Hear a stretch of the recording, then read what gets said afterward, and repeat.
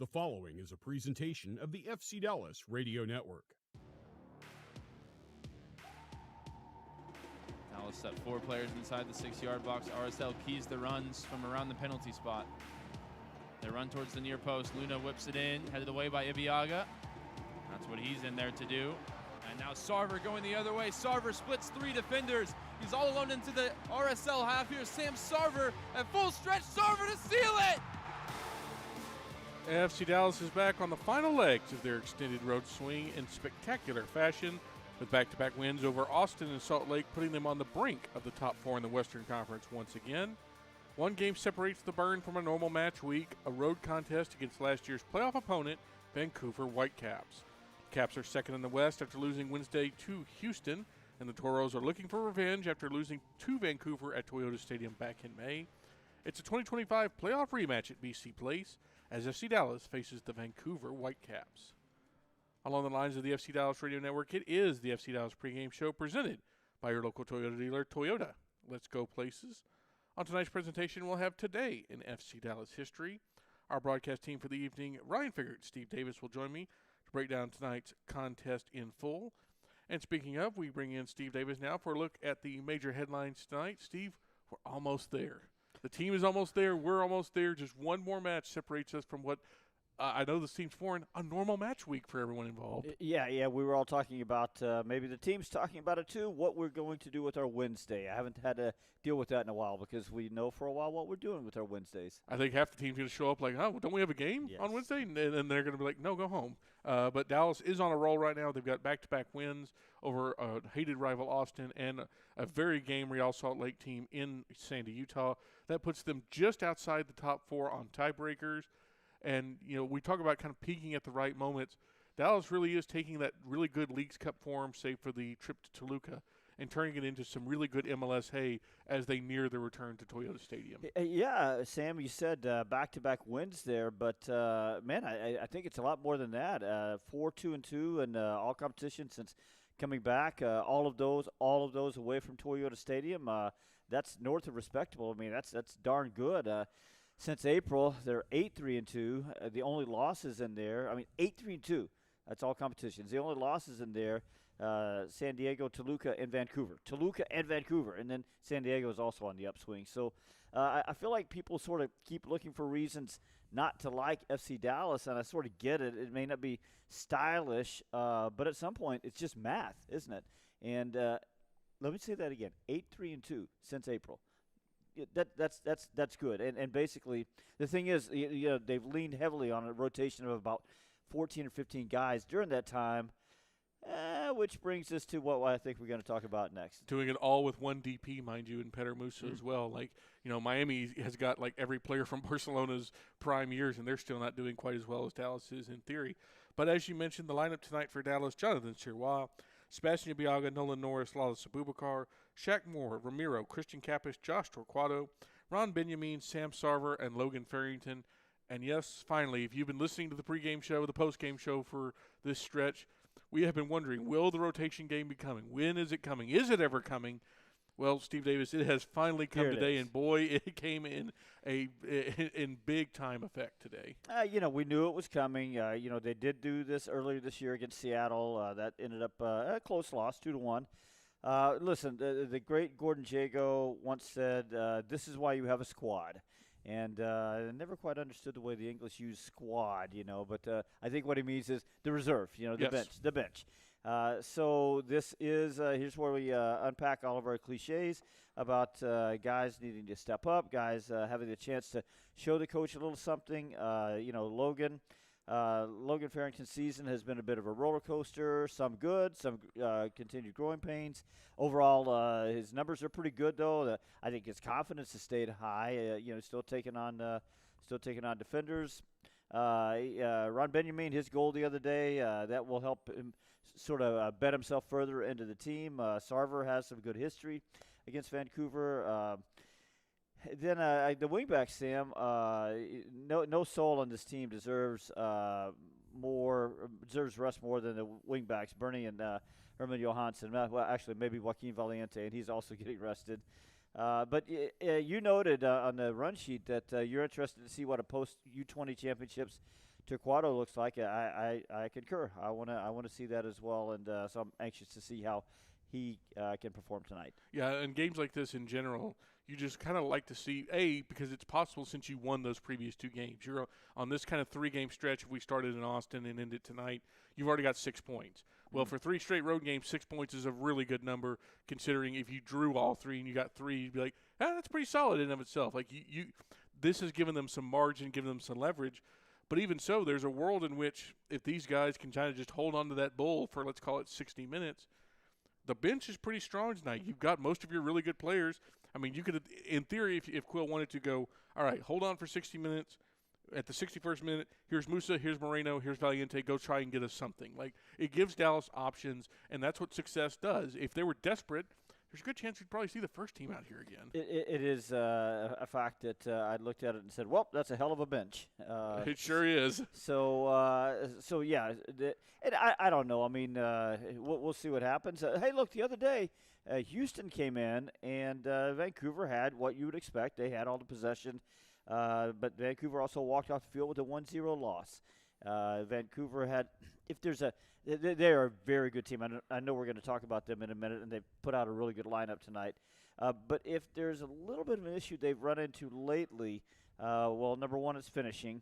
But now they have Brian White back, so not lucky there. Not real nice help for that. Not lucky there for Dallas. And also, they did get a little repetitive the other day with their they just sort of ran out of ideas and just started passing the ball around.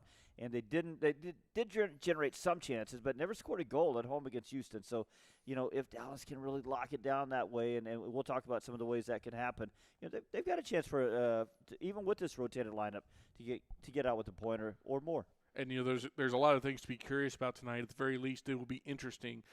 2 things that I'm kind of watching. One, Lalo Sabubakar back in, and when he was in against Austin, what feels like forever ago, but it was only 6 days. When we were sitting at Q2 talking about Lalo Sabubakar.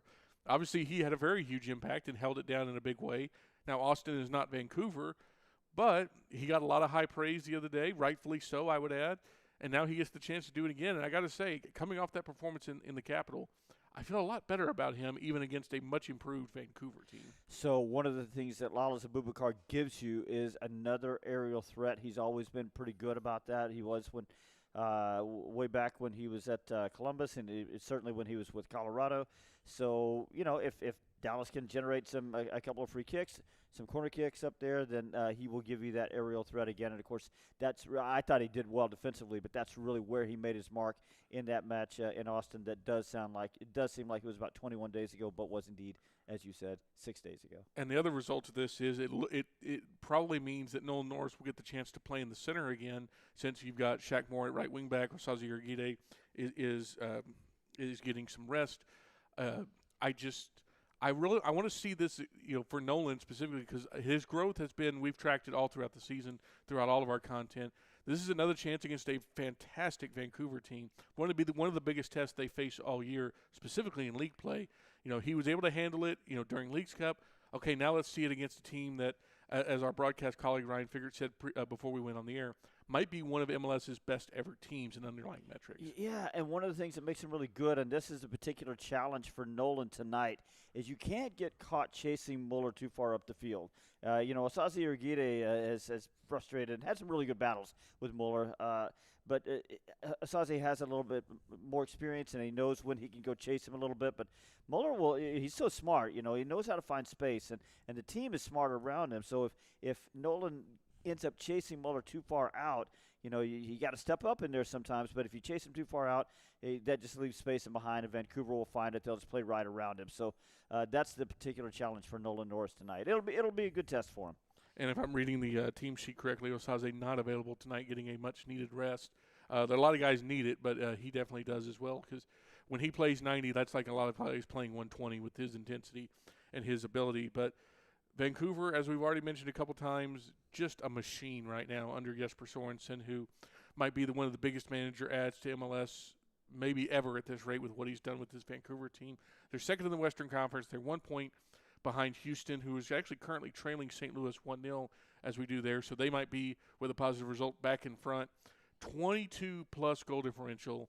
and they've already beaten Dallas once. They won 3-2 back in May in Frisco, and we will talk at probably at length during our third segment about it.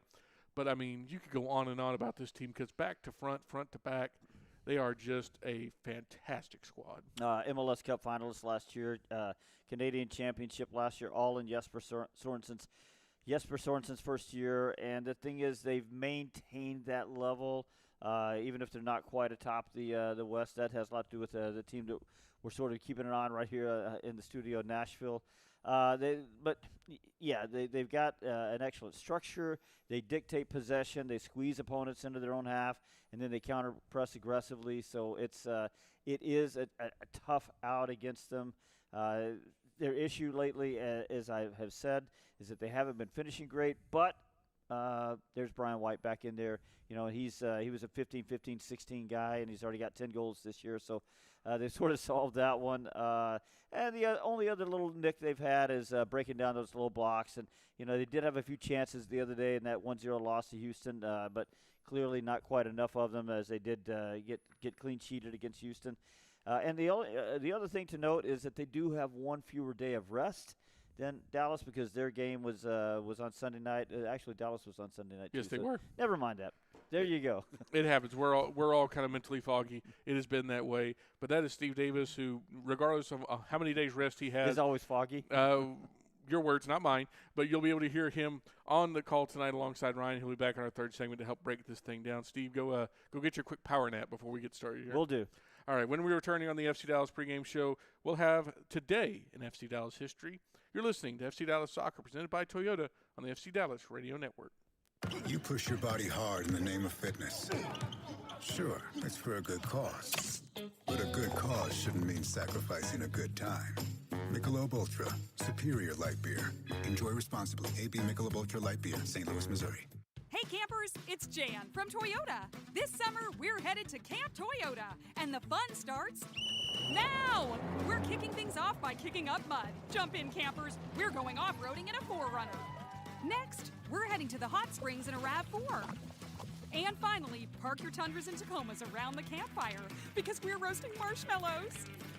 Your summer starts here. Dealer inventory may vary. See your participating Toyota dealer for details. Event ends June 1st. Toyota, let's go places. Want to hear something incredible? The treatments are over, the infusions are done. Now you can get back to all the kid fun. We'll miss you lots, but you'll be happy to know chemo is over, so it's time to go. At Children's Health, we're making groundbreaking advancements in cancer treatments every day to bring more healing and more hope to families. Innovative treatments filled with hope. That's incredible together. Learn more at childrens.com. When you don't compromise on the court, you shouldn't compromise off of it either. Lose the calories, not the taste. Michelob Ultra, superior light beer. Enjoy responsibly. Anheuser-Busch Michelob Ultra Light Beer, St. Louis, Missouri. Copyright 2024. Winner, winner, Chick-fil-A dinner. All season long, when FC Dallas wins at home, fans win free Chick-fil-A. Be sure your Chick-fil-A app is up to date and location services are turned on when you attend matches at Toyota Stadium. After the team wins, before you leave your seats, open the app to redeem the Chick-fil-A offer.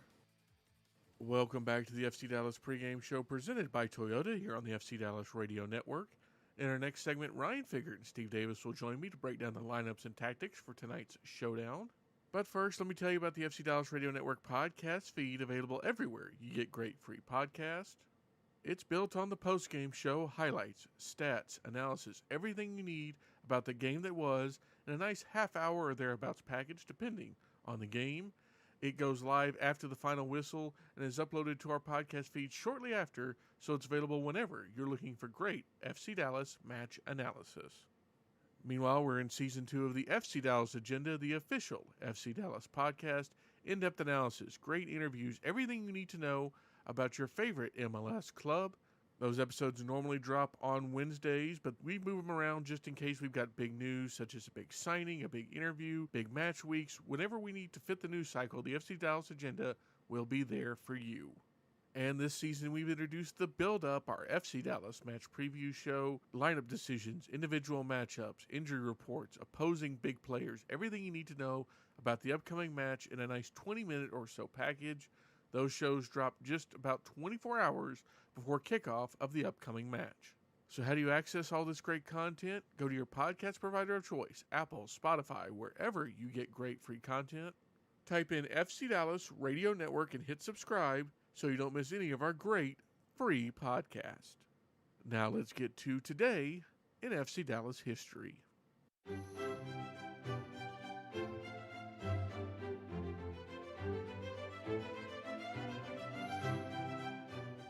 This will be the 37th meeting between these two clubs all time, including 4 matches last year across the regular season and playoffs.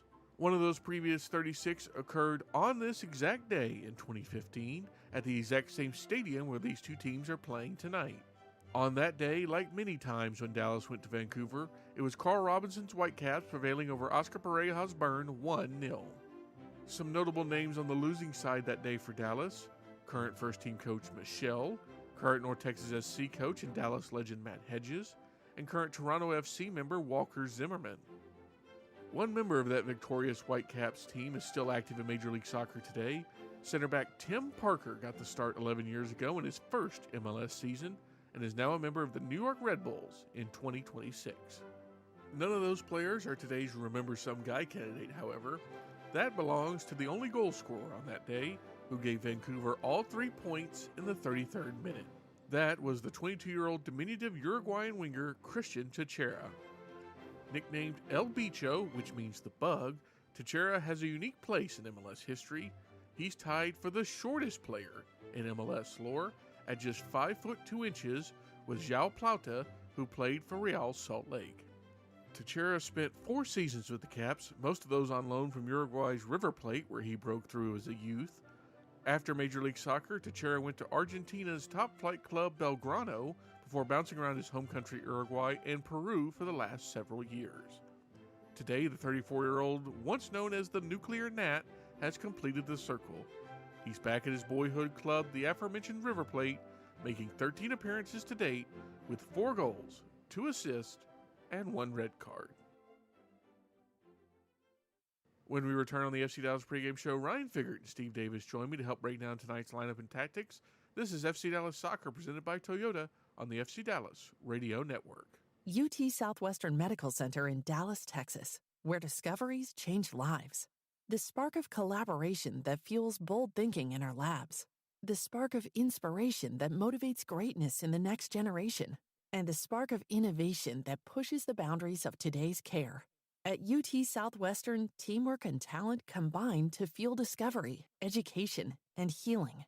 UT Southwestern, the future of medicine sparks here. It's a moment when I show up, God, I'm saying wow. Welcome to the world of WinStar, the casino of FC Dallas, where 10,000 electronic games, plus roulette, craps, and blackjack is just the beginning.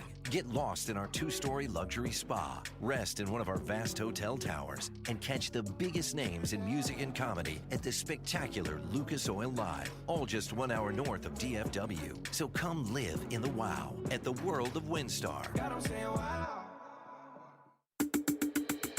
This is Logan Farrington, striker for FC Dallas. Behind every goal, there's a team you don't always see. The ones keeping everything running, secure, connected, ready. That's General Informatics. From cybersecurity to smarter IT solutions, General Informatics powers FC Dallas with advanced technology support so we can stay focused on the game. General Informatics. Complex IT made simple.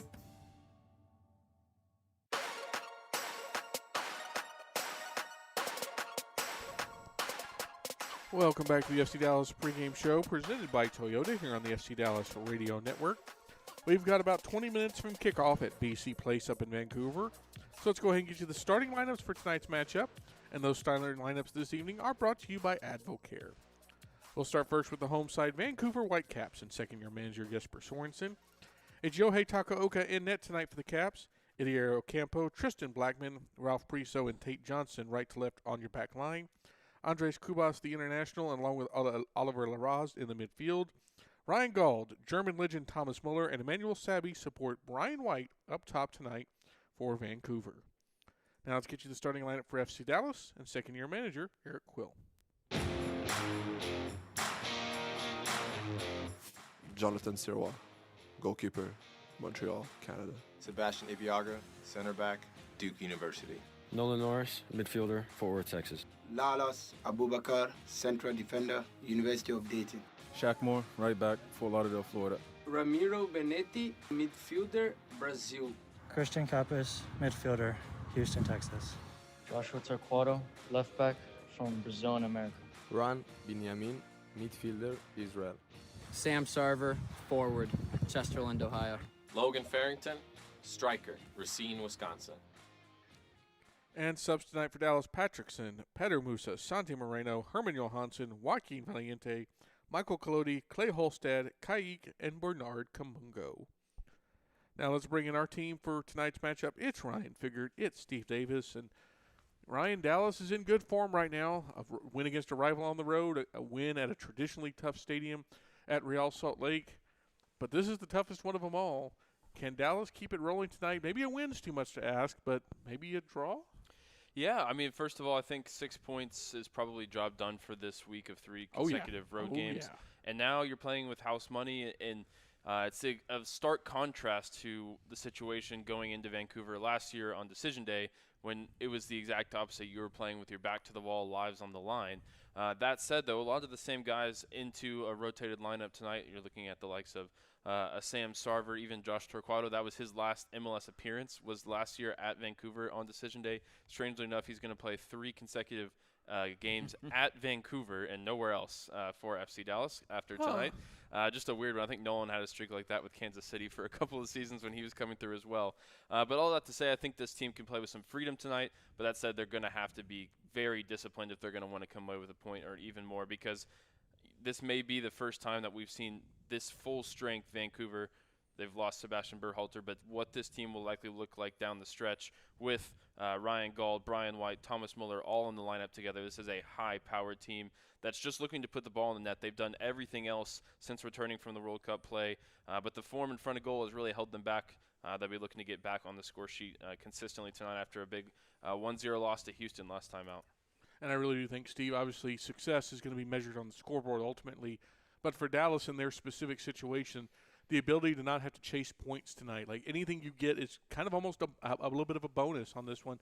But to be able to get guys like Osaze, Bernie, Herman, Petter, Valiente, all these guys that have logged really good, consistent, just a lot of minutes, that's the win, especially as you're going into a week where you're going to have yet another day because Dallas will be on Sunday Night Soccer next week. Yeah, so what you're talking about is the rotated lineups there. And, look, it had to come at some point.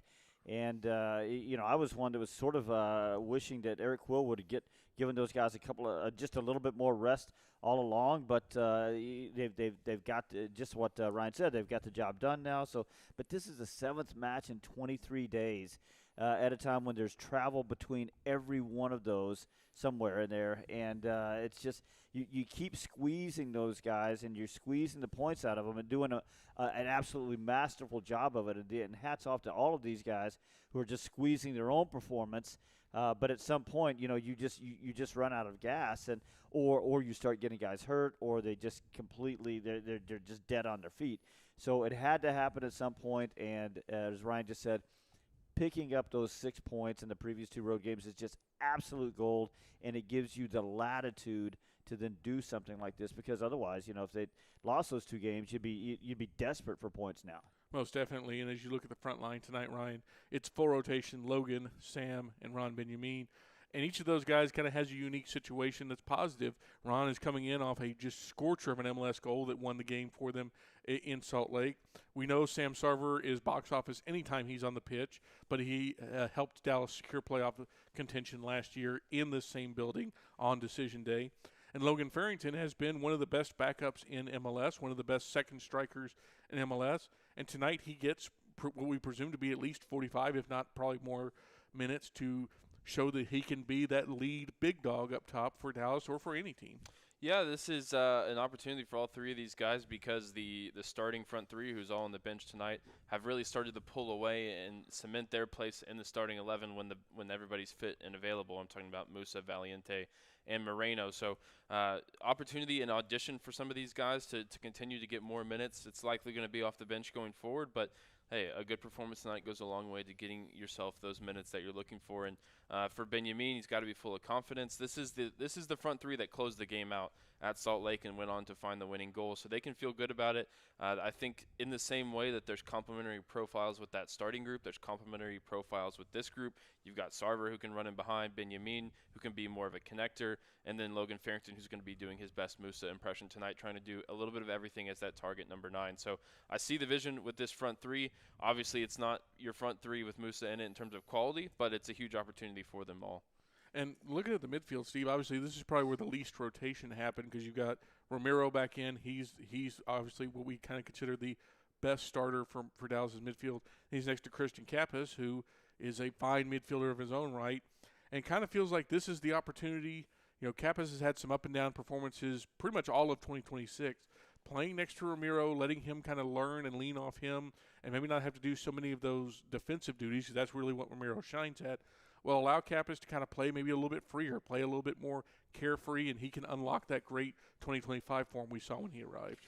Yeah, I thought Kappas wasn't always as ball secure as he needed to be the other day. A little sloppy with the possession, and it's a big challenge tonight for he and Ramiro. So defensively, they've got to track not just Muller now, but Ryan Gauld also. And they're these guys that are really hard to define players, right? They're not really a 10. Muller's not really a striker. He's something in between. Gauld is sort of all over the place. He combines that real high-level soccer brain with a lot of industry and a real creativity. So they're hard to track, and that's going to be Ramiro and Kappas. And then with the ball, Vancouver squeezes you into your half, and then they counterpress. So you've got to be very ball secure there. They're going to be the outlet, the first outlet maybe. Then they've got to try to connect with Logan. So they might often be the second action, or the second action might be getting toward Logan so he can bump it off to them. They've got a big job tonight. Meanwhile, Ryan, I am very excited about this next player because, Shaq Morian for Herman Johansson, we know exactly what Shaq's going to give you. He is as consistent as it gets, high quality as it gets. I'm not worried about him one single bit. There's really very little to discuss there. But Josh Torquato on the other side, coming in for Bernard Kamungo. This is a guy that if you haven't heard that name a lot, because he hasn't played, I don't think, much at all this year. But during the World Cup camp, when Dallas was still practicing, this is one of the two players that Eric Quill said stood out the most. He departs for the CONCACAF U20 World Championships, and he goes to the final with the U.S. against Mexico. They lose 2-0, but he scores goals along the way. He has some eye-opening performances. This is his first real chance since coming back from that CONCACAF tournament to start, and while he does draw a very laborious assignment dealing with this Vancouver team, this could be a peek into the future of how Dallas wants to get things done, and it's going to be interesting no matter the outcome. Yeah, I already mentioned for the 19-year-old, just a bit of an anomaly that this is the venue now where he's played more in MLS than anywhere else, just even so strange. Including Toyota Stadium, Dallas's home. So, if anyone has experience in playing at BC Place, it's him. He came off the bench last year on decision day, and then as well in that first round playoff game. So I was really encouraged by what I saw from him with the U.S. Youth National Team at the CONCACAF Championship. 2 goals in that tournament, started 4 of 6 as a left back, but really the way they were asking him to play, he was essentially a wing back, which I think gave him some good reps in similar areas of the field that he's going to have to be effective tonight, not just defensively, but also getting forward as well and providing the width in the way that Bernard Kamungo does when he's in there. So huge opportunity for him without a ton of pressure. Now, try telling him that when he steps out in front of whatever it is, 30,000 tonight in Vancouver. But I think it's just a growth opportunity for him tonight, and I hope he snatches it by the horns. It's a very good learning experience for the young man, regardless of whether he has great success or none at all. He'll learn something from it no matter what. Meanwhile, on the back line, Steve, it's Sebastian Ibiaga, Nolan Norris, Lalas Bubakar. That's how we expect to line up right to left. We won't know for sure until we get a glimpse of it. But, if you look at it in the terms of rotation, Nolan is a regular starter. In fact, he has become a very good regular starter. Sebastian Ibiaga has become the first man up off the bench when Osaze and or Shaq has not been available. He's having himself arguably his best season since joining FC Dallas. So that's two starter quality in the case of one, really good starter quality. And then you have Lalas, who had one of his best games in Dallas coming off against Austin. If anything, this might be the group you feel the best about out of the 10 outfield players. Yeah, I think I agree, and I'll give you another reason. I think what I hope Dallas is going to do tonight, I think this is what they'll do, is they'll really defend narrow, understanding that getting Muller and Gaulden, they're combining in the middle is a recipe for disaster. But across from wide areas, okay, maybe they can deal with that. It's like pick your poison there. But what you are doing is you're picking the one that you're sort of dictating what you want them to do. And for me, I'll take across, from a Tate Johnson or Ocampo, as they get up to wings, I'll take across from them and the ability to defend the box over Thomas Muller doing his magic in the center of the field. So the other thing you mentioned there is that Nolan Norris has to be on it with his passing tonight. We know he can pass really well out of the back. Well, I sort of see Vancouver probably sort of trying to direct the ball maybe over to Ibeagha to get him passing out of the back. Maybe that's a pressing cue when the ball goes to Abubakar is what I meant to say, but maybe both of them. And not let Nolan be the one to pass out of the back, but when he does have the ball at his feet, he needs to make the connections. Well, as we look at Vancouver tonight, second in the Western Conference, banging on the door of first after a loss against Houston on Wednesday. They've already beaten this team 3-2 here in Toyota Stadium. They've only got 2 wins in their last 5 matches, however, in MLS play. And, Ryan, one big piece we haven't really talked about, one of their best players isn't here anymore. Sebastian Berhalter has left to go join Middlesbrough, the championship. That was a $2 million transaction, which people who have watched MLS must go, man, that feels kind of low. But there were some extenuating contract circumstances there for the Caps. But even without Baby Berhalter in the midfield, this team just kind of keeps on chugging along. I mean, they're one of the best teams, not just this season in MLS, but ever in MLS. They are in terms of their performances and the underlying metrics, but they haven't put all of those points on the board, and they've left a lot to be desired inside the 6-yard box when it comes to finishing in particular.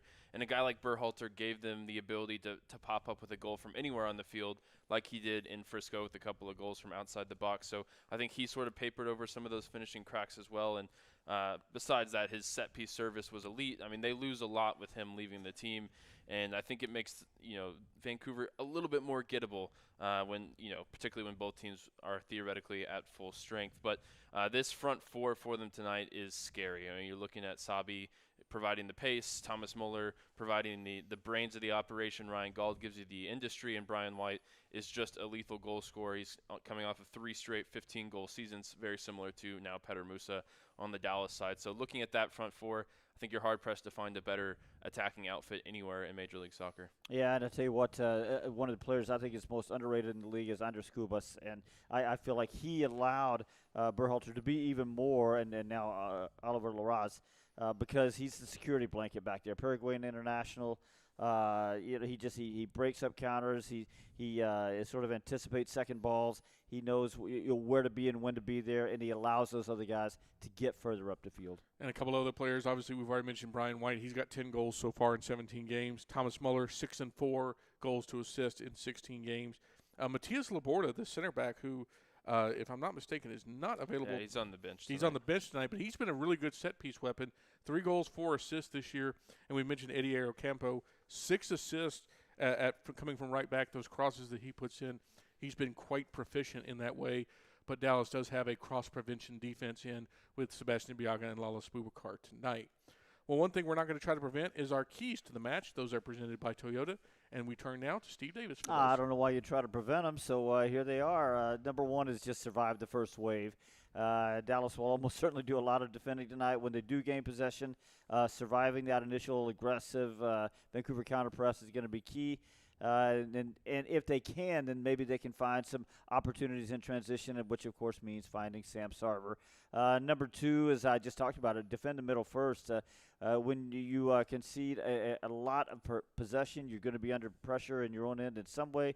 Best you can do is just choose how teams apply that pressure. So I think across from the wide areas is preferable to Thomas Muller combining through the middle. So clog the middle and defend the crosses as necessary. And then number 3 is the right amount of press. I thought the team really picked some pretty good spots to go press the other day at RSL, and it paid off. So I think with a rotated lineup with this particular personnel set, there's a chance to press, but it has to be selective and clever, and those are your keys presented by Toyota. Thank you, Steve Davis. The players are out on the pitch. Dallas wearing their DNA kit, the red with the blue hoops. Meanwhile, Vancouver's in their traditional white with the blue stripe and blue shorts tonight. That's going to do it for the pregame show. We will take a break. When we come back, Ryan and Steve will get you ready for kickoff from BC Place. It's FC Dallas versus Vancouver Whitecaps, a place in the top 4 on the line for the Burn. You're listening to FC Dallas Soccer, presented by Toyota on the FC Dallas Radio Network. Hey campers, it's Jan from Toyota. This summer, we're headed to Camp Toyota, and the fun starts now! We're kicking things off by kicking up mud. Jump in, campers. We're going off-roading in a 4Runner. Next, we're heading to the hot springs in a RAV4.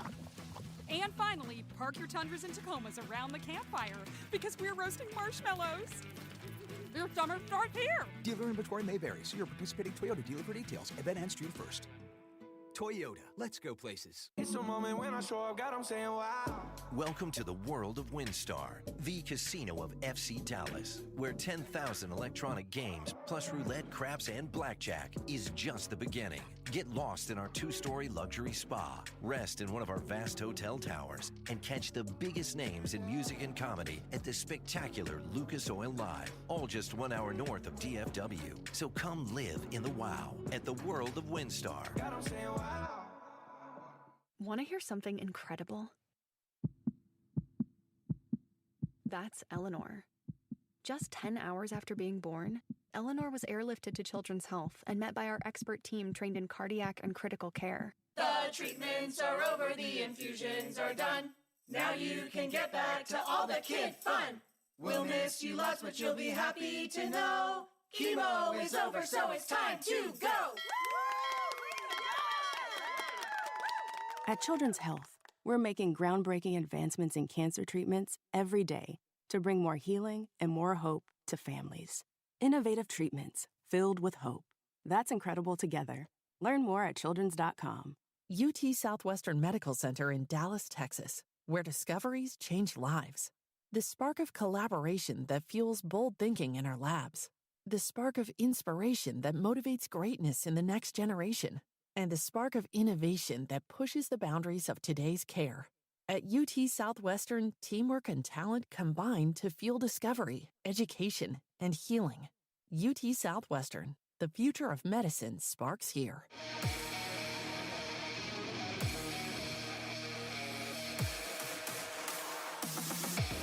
Well, the Hoops head north of the border tonight for the penultimate of this 12-game stretch away from Toyota Stadium. It's nearly come to an end.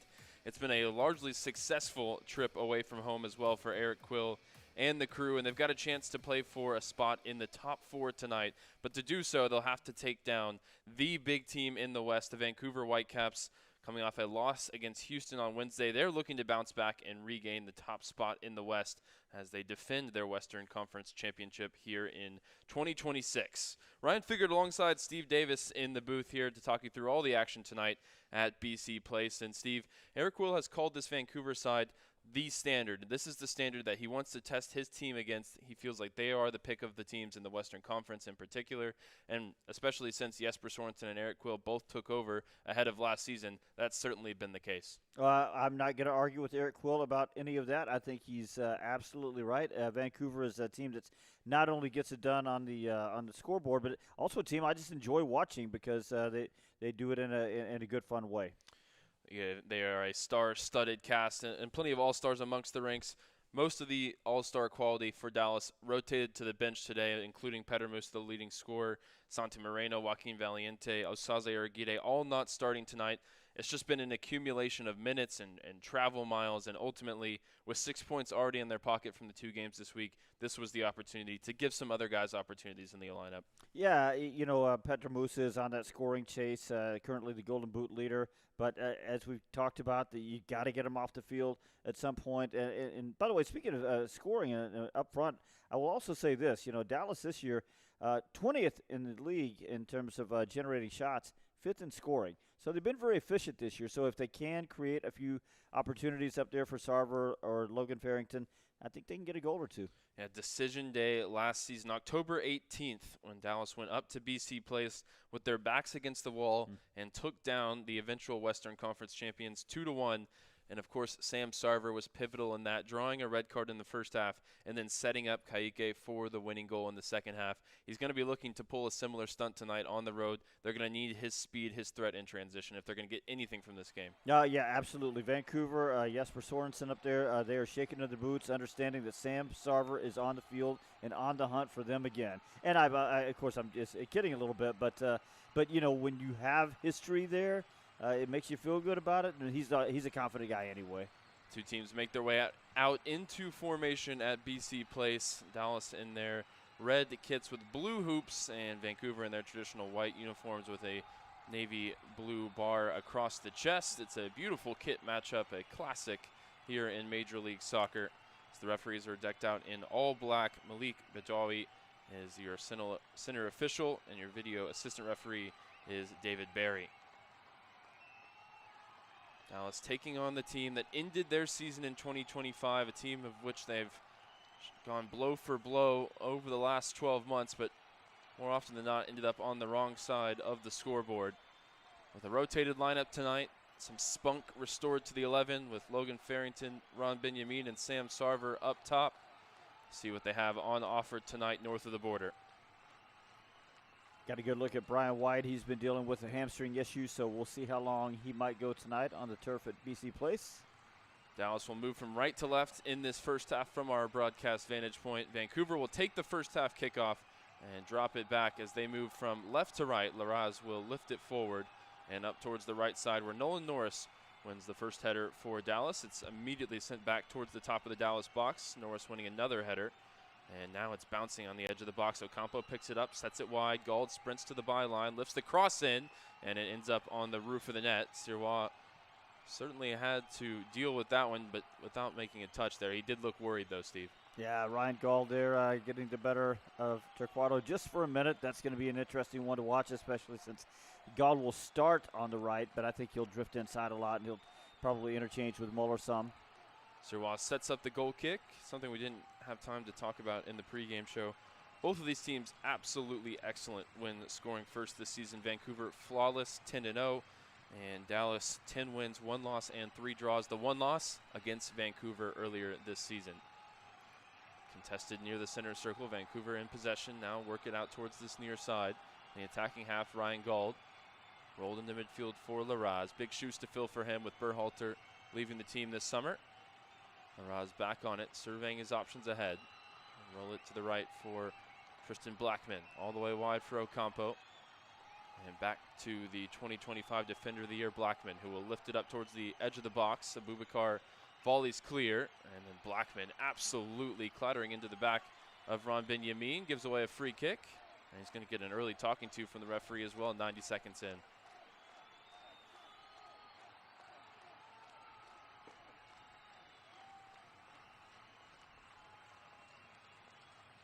Ron Benjamin giving up a lot of size in that aerial duel, but we've seen he has the ability to rise higher than his stature.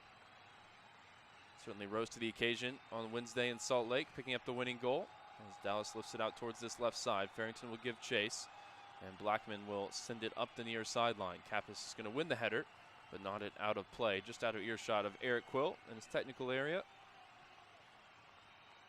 So one thing to note here, we thought maybe it'd be Nolan Norris in the middle. It's actually Ibiaga playing in the middle, and then Nolan Norris out on the left side of that back three. Kappas whips the ball forward through the left center channel. Benjamin in field for Logan Farrington near the edge of the box. He's dispossessed by Blackman, who will launch it long. No one in particular there for the Whitecaps. And Abubakar will retrieve it, dropping it back to Sirois. Under pressure from Brian White, and Brian White able to block the clearance up in the air, where Sirois will make the catch. Got a little too casual with that one, and Brian White, one of the most relentless runners in the press in all of Major League Soccer. Up the near sideline, Torquato trying to find Benjamin, left it a little bit short, and Larraz wins it back for the Caps, dropping it all the way back to Takaoka, goalkeeper in all yellow tonight for Vancouver. So we talked about the front three of Sarver, Farrington, and Benjamin, but it's really, they're going to play they're going to drop back a lot. Big tackle from Abubakar. Now it's lifted forward to the front line. Farrington on the top of the box couldn't get it out of his feet up against 2 defenders. And now Takaoka will send it clear. Again, contested near the halfway line. Ibiaga and Brian White battling for it. The Caps come away with it. Gold now in the middle with options either way. Rolls it out to the left side for Sabi. Sabi left-footed ball into the area, defended by Abubakar. Ibiaga, who finds Abubakar, and now the ball forward for Sarver, who turns, leaves the first man for dead, sprinting forward, past the halfway line, chipped ball up towards Farrington. It's going to be behind him and picked up by Ocampo for Vancouver. Sam was on a really good run there, but I think he needed to just release that ball a little bit earlier. Farrington could have played him in behind. Ralph Priso over to Blackman, who plays it up the near sideline for Vancouver and out of play. Intended for Thomas Muller. So Dallas isn't really sitting back here. They're getting forward and trying to press a little bit, as we saw them do this early against RSL the other day as well. Throwing into the chest of Farrington. Dallas able to keep hold of it. Benjamin back out wide to Logan Farrington. And Dallas, combination of short passes moving backwards along this near side. And Norris will turn and play it all the way back to Sirois as the Vancouver Whitecaps closed off the passing lanes there. Over to the right side, Abubakar plays it wide for Shaq Moore. First time ball into the middle. Evaded Kubas, but it broke for Tristan Blackman, and Vancouver have it. Sirois just about got caught again. He's got to get the ball off his feet a little bit quicker. Johnson playing it up the far sideline for Sabi. Back into the middle. Kubas will keep it moving here through the center circle. Blackman, positive first touch, but rolls it over to Kubas, who's under pressure. And we'll go all the way back to Takaoka with 5 minutes gone. We've referenced, speaking of goalkeepers, that lost to Vancouver earlier this year. One thing we didn't talk about in the pregame show is that game went a long way to changing the goalkeeper situation around FC Dallas, because Colodi didn't really do well on 2 of the goals. Ball in behind for the speed of Ocampo, sprinting in along the right side. White in the middle, low cross sent in towards White. It's flicked off of the Dallas defenders, and it breaks kindly for Sirois to pick it up. And he'll look to go quickly. Launching it up to the halfway line. Benjamin puts the ball in behind for Sarver. Sarver with Takaoka out off his line. Takaoka sliding in and then volleying it up in the air as that nearly came off perfectly for the speed of Sam Sarver. Good angle on the pass from Benjamin, and it's a really good play from Takaoka. Well, coming together on the far sideline, Shaq Moore up against Tate Johnson. And Shaq Moore not happy with the young left back for Vancouver. He was immediately up and over in his face. And that's not what we usually see from Shaq Moore. See maybe if something on the replay will tell us what happened. But first we'll look at that chance for Sarver. And he got the first touch, but Takaoka way out off his line, 20 yards outside the box, was able to get a piece of it. I still didn't get a good look at what happened over there with Shaq Moore, though. Takaoka plays high out off his line, and he's been sent off already in a game this season in a similar situation at Houston.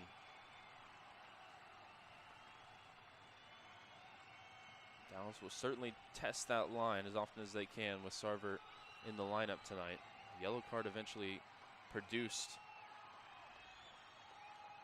out of the pocket of the referee, Malik Badawi. And I guess it went to Shaq Moore. We don't really have clarity on that. Now we'll see what happens. Boubacar coming together first, and then Shaq Moore on Thomas Muller, actually. And then Thomas Muller and Shaq Moore going chest to chest. Muller screaming in his face. And the yellow card going to the Dallas defender as we play on now. Yeah, he hit him a little late as Muller released the pass.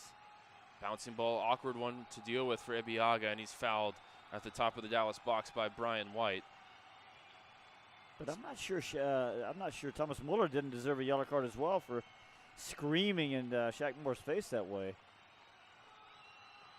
Well, that most recent play with the awkward bounce off the turf, it's been a point of contention for the Whitecaps coming back from the World Cup, in which BC Place was fitted with all natural grass. They installed a new turf surface, and by all accounts, it's well below standard of the expectation for particularly visiting teams coming in. And it's going to be something Dallas is going to have to get up to grips with and quickly.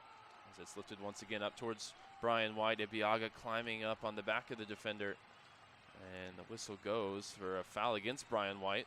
Favorable call there, I think, for Dallas. So I noticed this the other day. There seems to be a dead bounce with the turf there.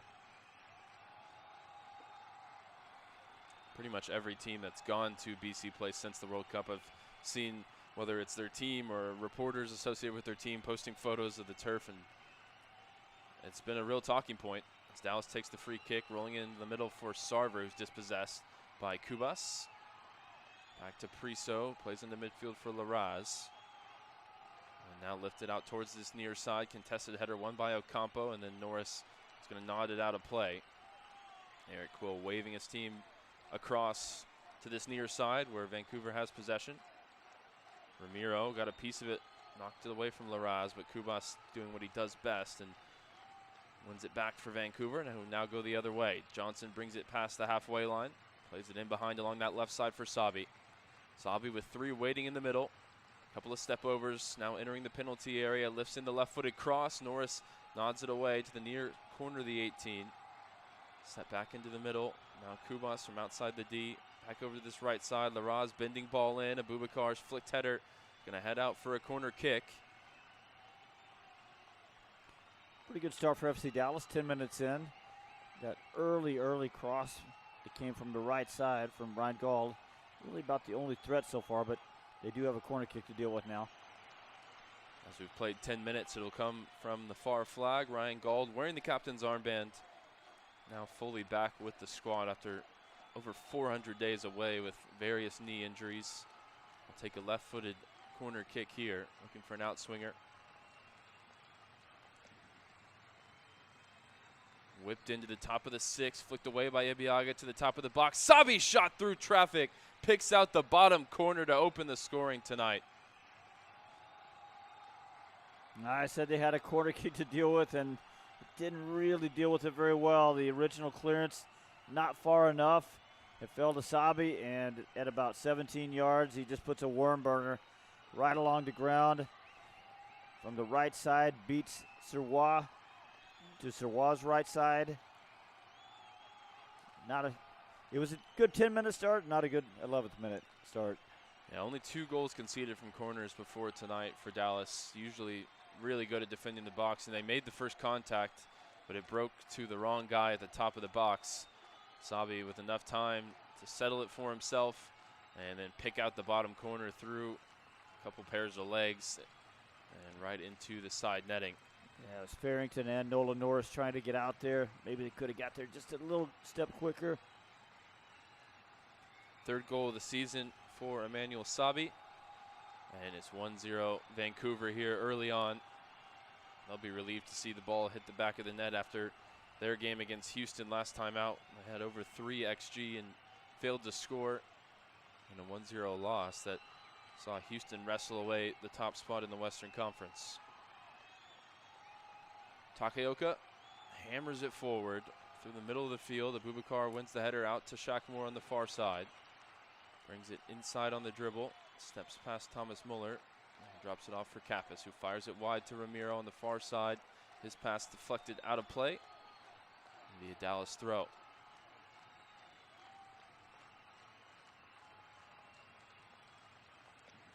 Shackmore will take the throw. 20 yards shy of the halfway line, now being asked to step back by the referee. Takes it in to Ramiro and gets it back immediately. They'll swing it all the way back through to Sirois. And out to this near side for Nolan Norris. Up the sideline to Ron Benjamin, dropping in to receive it.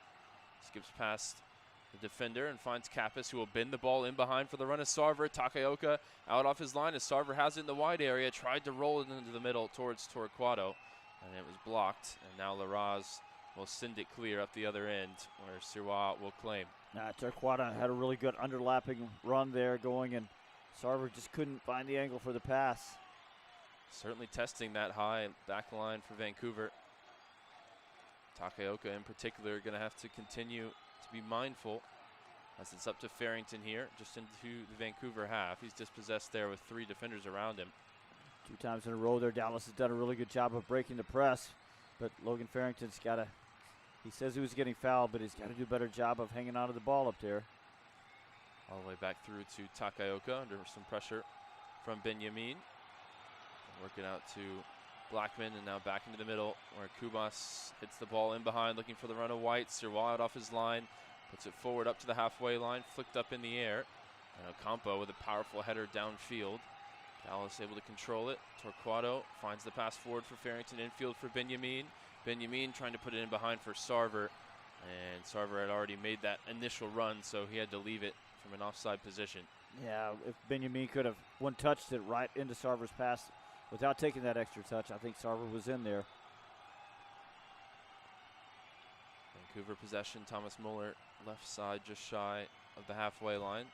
I mean, a second ago, Sirois and Takaoka now in a contest, see who could play a ball further out from their own goal. Ball sent forward up to Sabi. Nice first touch to pluck it out of the sky. Now rolled into the middle. Ryan Gauld slip pass forward for White. Sets it wide for Ocampo. Shot right at Sirois, and he turns it behind for a corner. Yeah, that's some of that combining right in the middle that I was talking about a while ago that Vancouver can do when Muller and Gauld get going in there, along with Brian White. Another shot that went through the legs of Nolan Norris, made it difficult for Sirois. Awkward one, but he puts it behind for a corner, which will come from the near flag here in the 15th minute. It's Gauld now looking for an in-swinger. Whipped into the top of the 6, this time headed away with more power by Logan Farrington. And Dallas will clear their lines out of the 18. Johnson looking to switch the play. Ocampo swap sides for the moment on the left. Moves it back into the middle. Kubas from the center circle. Lifts it forward out towards the Vancouver left. Left it behind Sabi, who's trying to keep it in play and does. Goes for the rainbow flick, but doesn't find a way past Abubakar. And Dallas have it back in their own 18. Kappas trying to play it out towards Shaq Moore. Plays it straight out for a Vancouver throw. Where does the 15th minute rainbow flick fall for you, Steve, on the scale of let the boys have fun versus maybe a little disrespectful? I don't know. I don't know about disrespectful. It rarely works in actual soccer. It's mostly a practice field move. He's already on the score sheet, so maybe he's earned the right. Ralph Priso moves it along to this right center channel for Ollie Larraz. Now all the way wide for Ocampo. Up against Torquato here, wide on the near side. Set back for Blackman and into Kubas. Now back wide again for Ocampo. Wide to the 18-yard box on the near side. Now Gauld's going to pick out a left-footed ball into the middle. Ibiaga heads it away. Brought down by Ramiro. Finds the pass forward for Benjamin. 4 defenders surround him. Does really well to keep hold of it. Dallas running into Sabi. Is the backside of that counter press. And now Gauld can try and lift it forward. Ibiaga away, but it breaks back for Sabi. Left-footed shot saved by Sirois right at him. Well, that was the Vancouver counter press at its best right there. Yeah, beating 4, maybe even 5 guys, not going to be enough. As Norris tries to lift it forward, he was run into and wanted a foul that wasn't given. Dallas win it back, lifted out to the right side for Shaq Moore.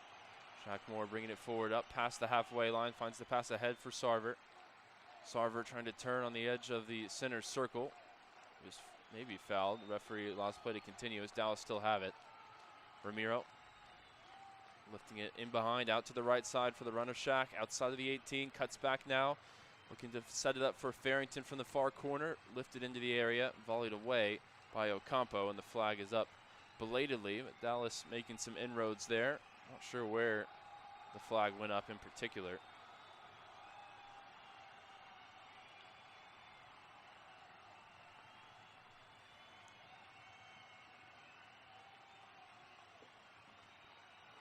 Getting one more look at the goal, and the ball travels through a lot of bodies in there.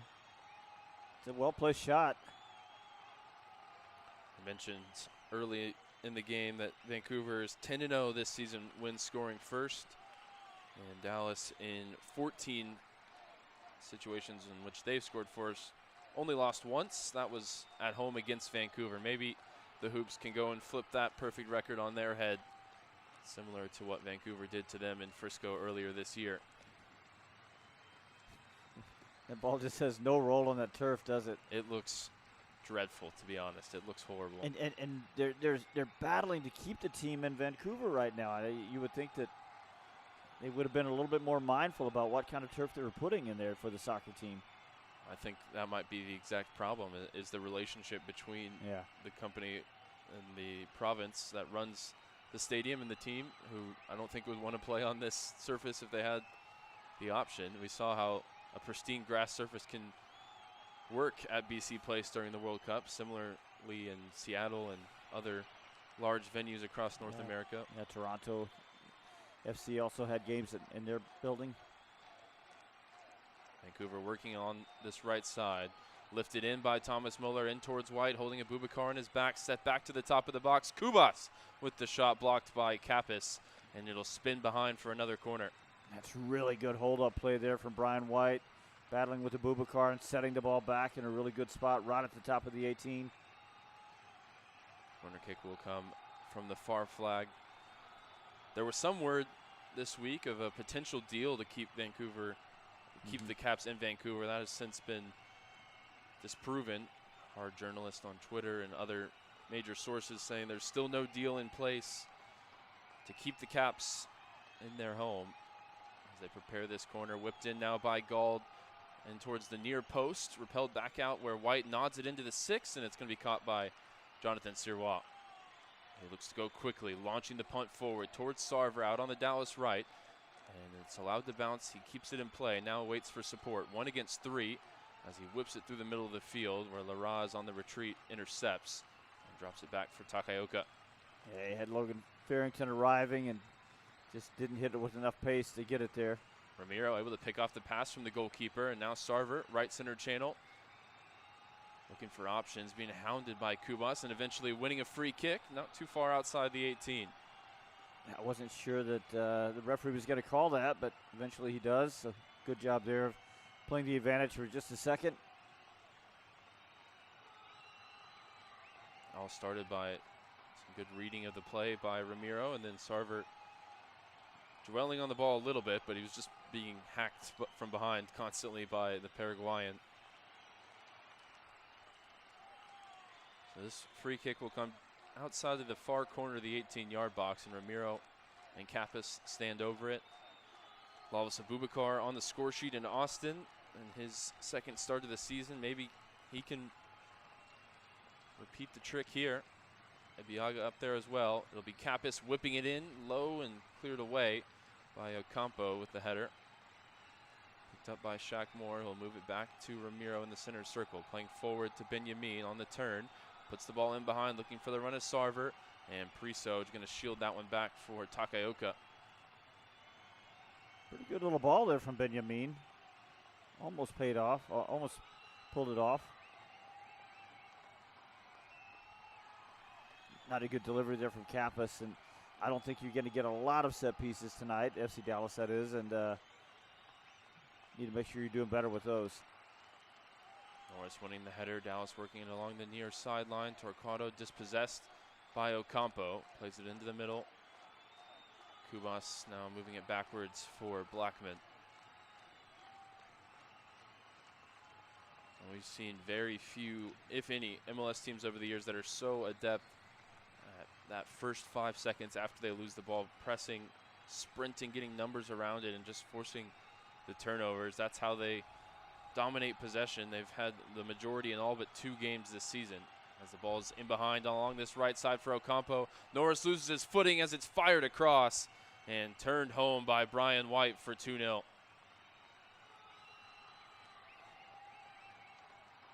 That's happened a couple of times recently to Nolan Norris, where he misses that outlet. That time he just, you're right, he just sort of stumbled a little bit. But that was all it took. Brian White, his 11th goal this year, is a pretty easy tap in right in front of goal. 5th goal in his career against FC Dallas, and that one was all about the speed around the outside. Ediero Campo picks up his 7th assist of the season, and he's so often that outlet on the right side. The young Colombian, the provider here. You know, and actually Nolan doesn't really do well as that ball comes over his left shoulder. Campo does really good to bring it down and then just squares the ball into the path of Brian White, who's a little bit faster than Ibiaga and Abubakar there. I guess they're looking at it to make sure that Brian White was onside, and he was. Goal confirmed.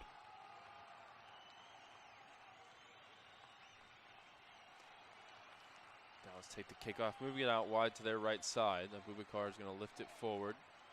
Farrington contests the header, and Sarver looking for the second ball, just couldn't find it. It was actually on his thigh for a moment, and now Vancouver work it ahead quickly. Brian White puts the ball in behind, looking for the run of Ryan Gauld, intercepted by Ibiaga. And Dallas work it through the pressure. Torquato is cleared out there.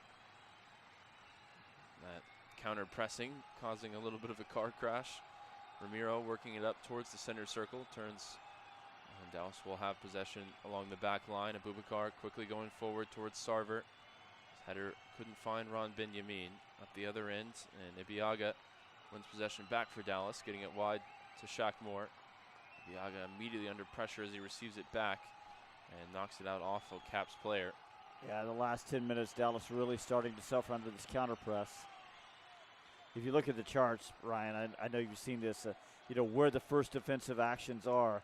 You know, Vancouver, like, literally is almost off the charts there and how high their defensive actions are, average defensive action. Norris receives it inside the Dallas 18 and plays it forward. Nice ball to find Benyamin just shy of the halfway line. He'll switch the play through the center circle to Ramiro. And Ramiro spreading it wide to the right side for Shaq Moore. 3 in the middle. Shaq's cross in towards Benyamin, drops inside the 6, and he'll be able to retrieve it and keep it alive here on this near side. Sets it back for Torquato, combining with Ron in the wide area. Set back for Nolan Norris, who will move it into the middle. Ramiro over to Abubakar in the right center channel. Now all the way wide to Shaq once again. Move back. Now Abubakar plays it forward for the run of Farrington, who's tripped up. Referee plays advantage. It's set wide for Shaq Moore, who goes down inside the area. Referee waves a finger and tells Shaq to get up. I think that he had a decent shout there as he put the ball through the legs of the defender. We'll have to take another look at it as Ramiro sizes down Ryan Gauld just outside the center circle. I think Ramiro was a little frustrated there by not getting the calls, and but Dwally, he's absolutely going to have to get on top of this. Well, ever since that early flashpoint between Shaq Moore and Thomas Muller, it's been a little bit heated. Well, the first thing Dwally does is, I mean, he's playing advantage, but Logan Farrington just gets clattered by Priso. Yeah, not much there's not. in the incident. He did nutmeg Tate Johnson, but Johnson did well just to not make any type of challenge. Tate Johnson literally looking the other way and just stood statue still, so he wouldn't impede Shaq Moore there. But to your point, Torquato a couple minutes ago, Farrington now. Yeah. The counter pressing turning into really dangerous play and overzealous tackles from Vancouver. Which is dangerous on Vancouver's part because Dallas with a rotated lineup, if the referee doesn't get on top of it, well, they'll just, they'll start hacking the foul, the Stars. Lifted over the top for the run of Brian White through the middle now on the left center channel. Nice sliding tackle from Norris to block the shot. And then again, another crunching late tackle from Brian White this time on Shaq Moore as he cleared it away. Well, I do think Brian White got the tackle right there. It was just, it was a tough tackle. Just all too easy to play over the top. Fortunately, Norris did well to recover as both Abubakar and Ibiaga were nowhere near the defensive line. Yeah, Norris is in the right spot, I think, and it's the other two that just weren't back far enough. Replay was not kind to that Brian White challenge. I think it was a free kick for Dallas to restart. Abubakar forward towards Ramiro. wide to Shackamore, moving backwards up the sideline. Combining with Ramiro, getting it forward. Now the ball in behind for the run is Sarver. Up against Blackman, wide on the right. Benjamin waits in the middle. It's fired across for Torquato.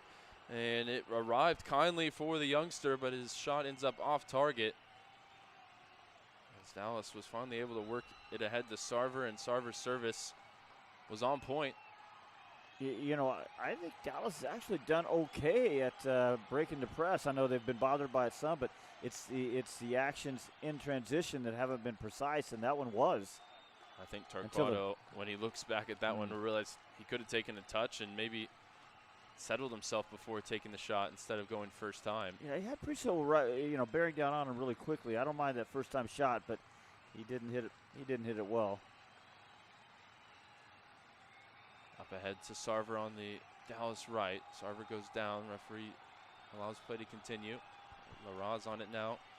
Vancouver side of the center circle. Going out towards this near side as we're in the 30th minute. Brian White and Emmanuel Sabi on the score sheet for the Caps. Takaoka out off his line, involved in the build-up. Kubas picks it up off the back line, now hits the diagonal in behind, out towards the far side.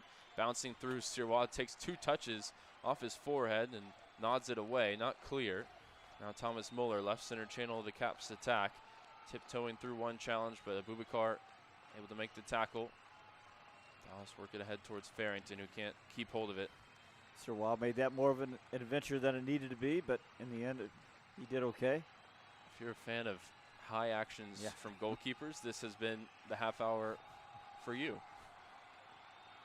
And if you are, please drop a message in the chat on YouTube. We'd love to hear from you. Everybody has a thing, Ryan. For some people, that might be it. Blackman, middle of the Dallas half, rolls it along the ground to this near side for Thomas Muller, who returns it to the reigning defender of the year. Slip on the ball in the center circle from Priso, and Farrington able to dispossess him. Bouncing ball, Kappas restores possession. Now Ramiro looking for options up ahead of him. Checks back as the runners had already made their sprints in behind. Moving wide to the far side. Bubakar lifts it ahead up towards Sarver, bounces over the head of both players, and Blackman will bring it forward. Dragged down from behind by Benjamin, who picks up a yellow card. Second of the game now for Dallas. Probably not a smart yellow card there to take for Benjamin. He had a lot of cover behind him. Don't mind if you issue a good hard challenge in midfield. If it's a foul, it's a foul. But he just reached out and dragged the shoulder around, and that was just lazy, and it's always going to be a yellow card. Maybe a little frustration showing there.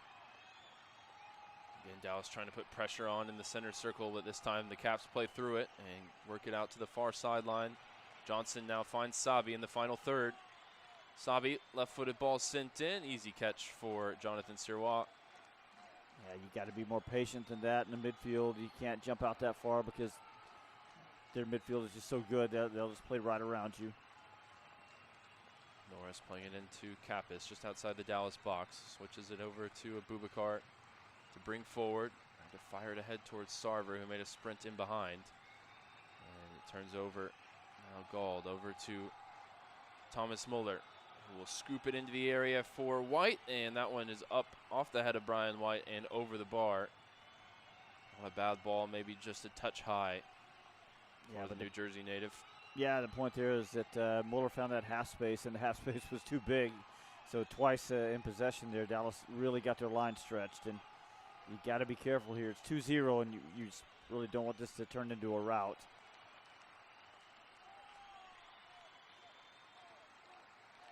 Sirois sets up for the goal kick. Launching it long up towards Farrington. Dallas fighting for the second ball outside the center circle. Vancouver coming away with it. Now Ocampo sprinting up the near side, finds the pass to Gauld, who moves it back into the middle. Kubas to the advancing left back, Tate Johnson. Ahead to Sabi. Sabi returns it to Johnson to the byline. Cross blocked by Abubakar.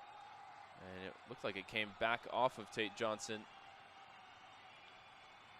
Wasn't able to see the referee's indication, but I think it'll be a Dallas goal kick. It will.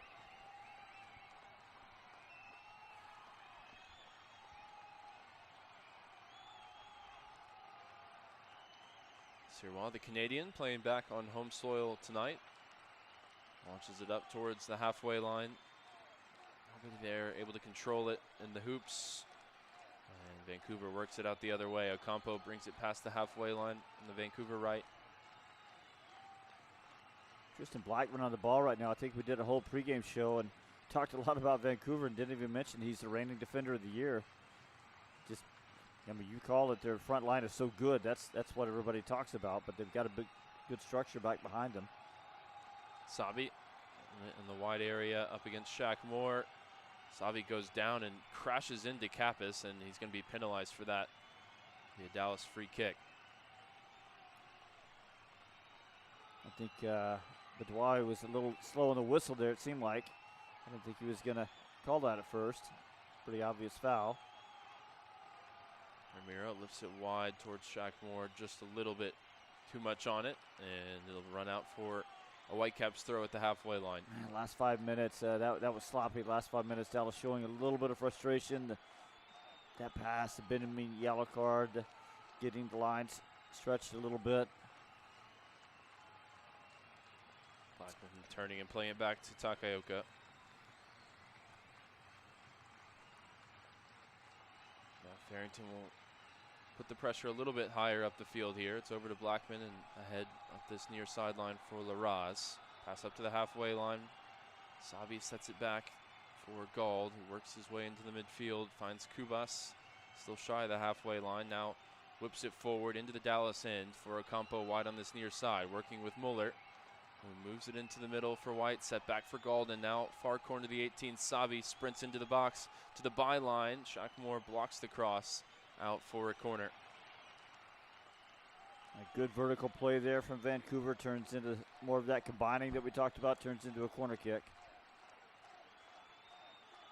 And Gauld will saunter over to the far flag to take it.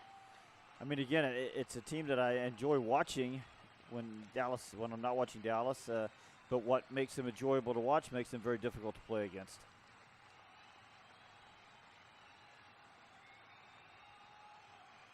Gauld sets up for another corner here.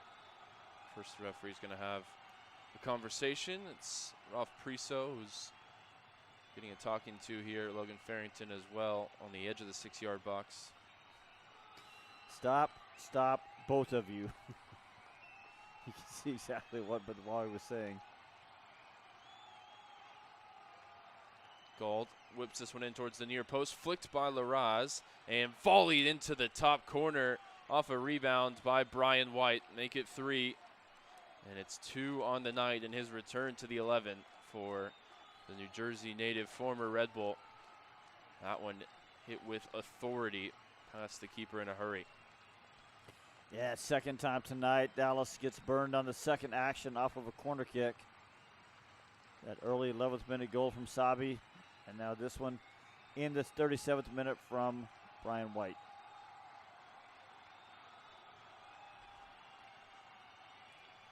It was flicked by Larraz at the near post, and Farrington got a touch, but only sort of moved it out of the center without much power on the clearance. And that is where Brian White has made his money over the years in MLS. Penalty box poacher, lashing it home with the left. And, you know, a minute ago I was going to start the conversation by saying, you know, the next goal is going to dictate a lot of what Eric Quill does in the second half. Because if Dallas could score and get back in it, and maybe if they still can, but at 3-0, you wonder if he would just leave these guys out there a little bit longer and give the starters the full night off. Still 8 minutes plus stoppage time remaining in the first half. Vancouver back in possession. Dallas unable to spring the trap, which they pulled off exquisitely on decision day last year, baiting Vancouver into an early red card and then using that to good effect to win the game and book their spot in the playoffs. This looks a whole lot more like that first playoff game in which Dallas had no shots on target, ultimately losing 3-0 in game 1. Bounced back well in game 2. Eventually went to penalties after a 1-1 draw in Frisco.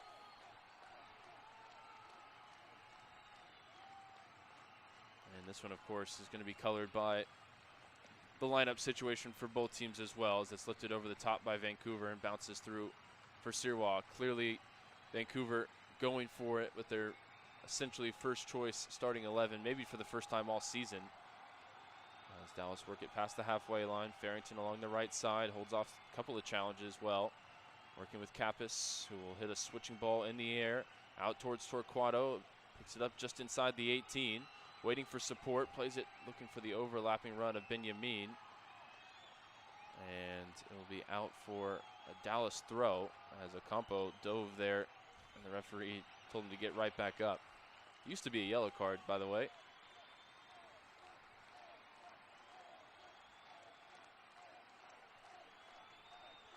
It's a throw in an advanced area for Dallas.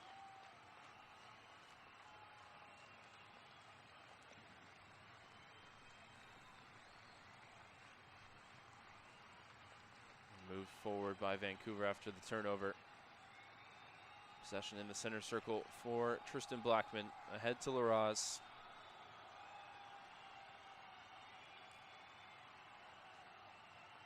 Larraz firing it forward, finds Muller on the turn in front of the back line. Ahead to Sabi inside the area, goes down. And Sabi using his hand there, which he had on the ground to support himself. And it'll be a handball free kick for Dallas. Thomas Muller making a big appeal for a penalty kick, I think. As Sabi had won it back, he actually had a really nifty backheel to find Thomas Muller right on the penalty spot. Had the play continued, but the first goal scorer on the night commits the handball foul there.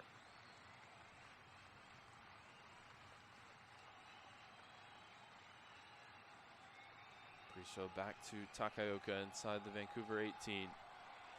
Over to Blackman, who will lift it up into midfield. Gauld's pass off the mark. Kappas puts it in behind for Farrington. Farrington off the near post, and it bounces out of the 18, and the chance goes begging. A chance out of nothing there, and it just bangs off the woodwork. Yeah, he beat Takaoka going in on him alone. Had him at about 13 or 14 yards and hit the inside of that left post. That could have changed the story a little bit. Both Gauld and Norris sliding for a loose ball near the halfway line. Vancouver has it. Larraz dropping deep, plays it wide to this near sideline. Ocampo through the legs of Torquato, who wrestles down the Colombian, picks up a yellow card. Well, now that's Benjamin and Torquato, two of the less experienced players carrying yellow cards. And how do you make a 3-0 halftime deficit worse? If you get somebody thrown out. And again, it's just not necessary. He's got plenty of cover behind him.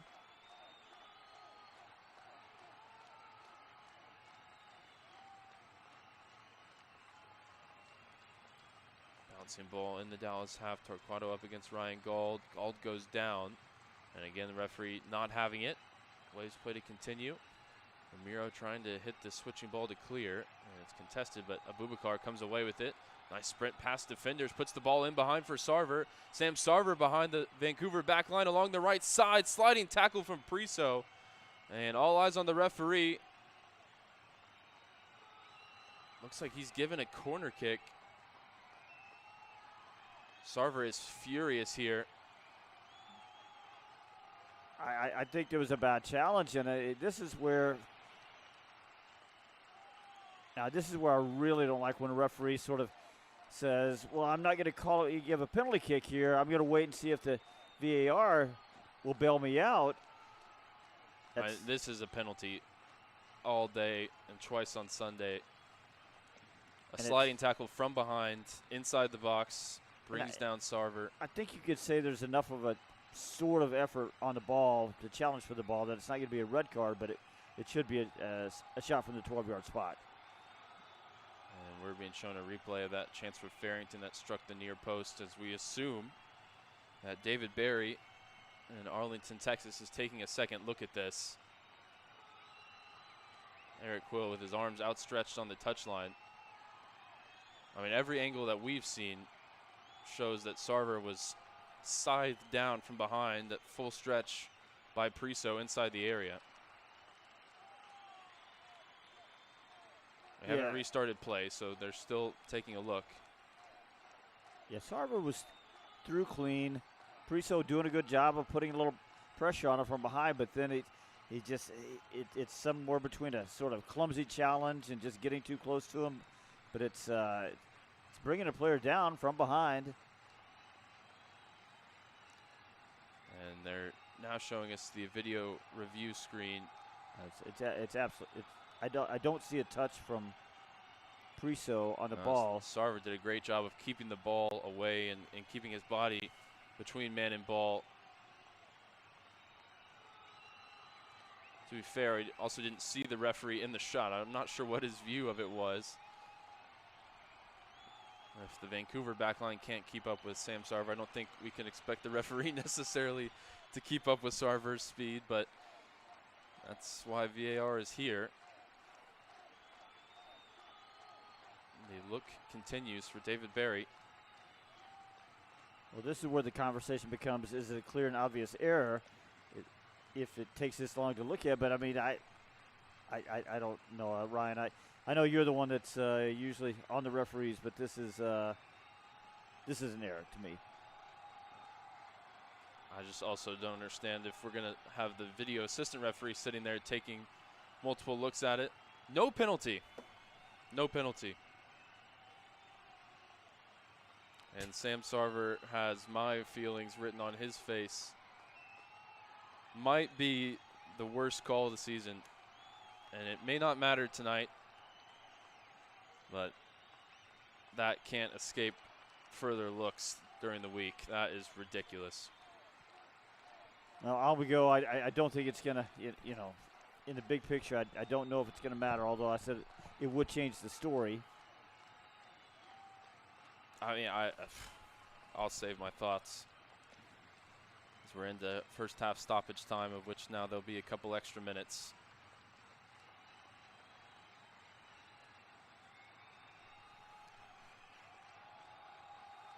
Possession along the back line for Vancouver. Blackman hits the diagonal in the air up towards the front line, looking for White. Viaga nods it away. Gold picking up the second ball, one of his best attributes. Out wide for Muller, fires it into the middle. Larraz at the top of the D, finds Sabi, trying to scoop it forward. Kappas goes down inside the area, picks up a free kick from Brian White. 6 minutes added on here in the first half.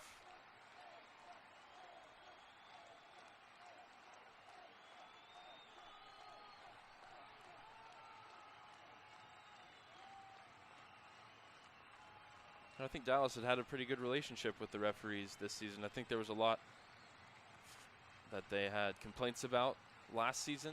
Some disallowed goals, some red card decisions.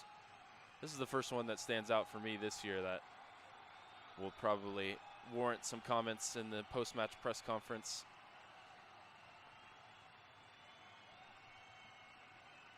Vancouver has it here with 4 minutes to play in the first half. Blackman makes his way forward on the dribble up to the halfway line, skips through two, and goes down. It's now up with Sabi, who keeps it well. Sorry, that was Ocampo. Now it's lifted out to Sabi on the Vancouver left. Bearing down on the top of the 18. His pass blocked by Shaq Moore.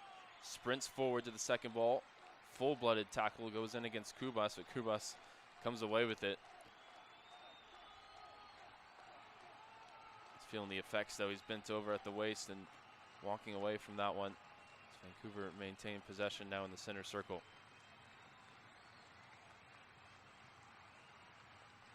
Diagonal ball won by Shaq Moore on the edge of the Dallas box. Abubakar fires it forward for Sarver, who's trying to find Farrington. Thought he was a little bit closer than he was. Turns over.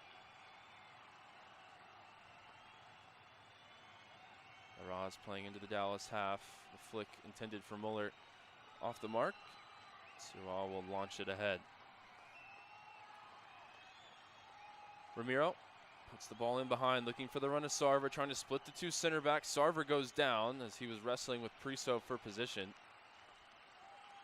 And seems like it might take blood to draw a foul from Ralph Priso on Sam Sarver tonight. Prisos stayed down here. Yeah, I thought on that one maybe Sarver was giving as much as he's getting, and it looks like Prisos come off the worst for it.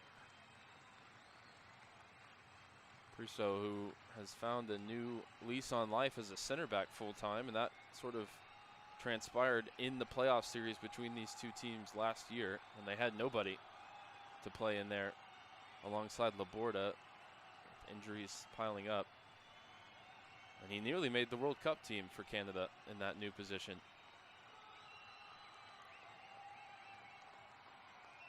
He's back up now, but still limping away from that recent coming together as we're into the 50th minute.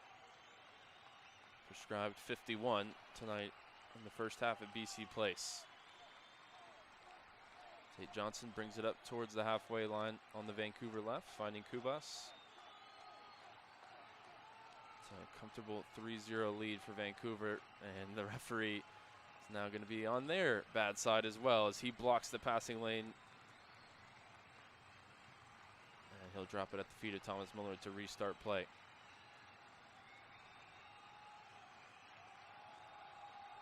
Blackman out to this right side for Larraz. Larraz all the way wide for Ocampo. His flick is blocked by Torquato. And Benjamin comes away with it. 3 defenders immediately swarming around him on the near sideline. He's dispossessed. And Larraz now splitting the double team. Puts the ball up towards Brian White. Abubakar on his back, forcing him wide towards this near side. White sets it wide for Gauld. Plays it into the middle for Thomas Muller, who will scoop it out to the left side for Tate Johnson. Just outside the 18. Early cross sent in, headed away by Norris, up to Farrington. Working with Ramiro, trying to find a way forward.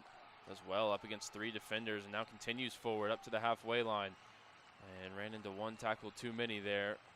He's rolling in pain now as Ocampo went sliding in.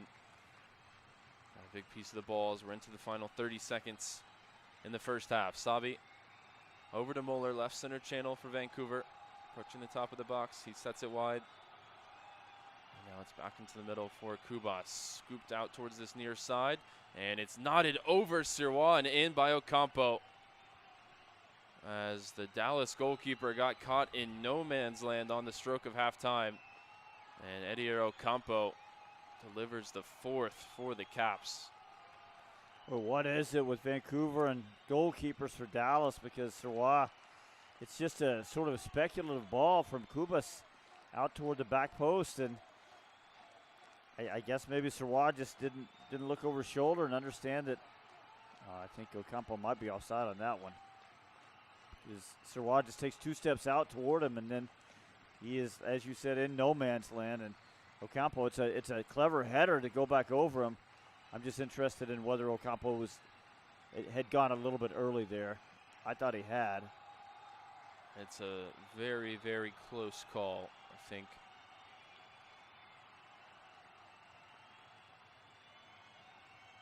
But in any case, a great finish for Ocampo. Not easy to sort of delicately place a header like that.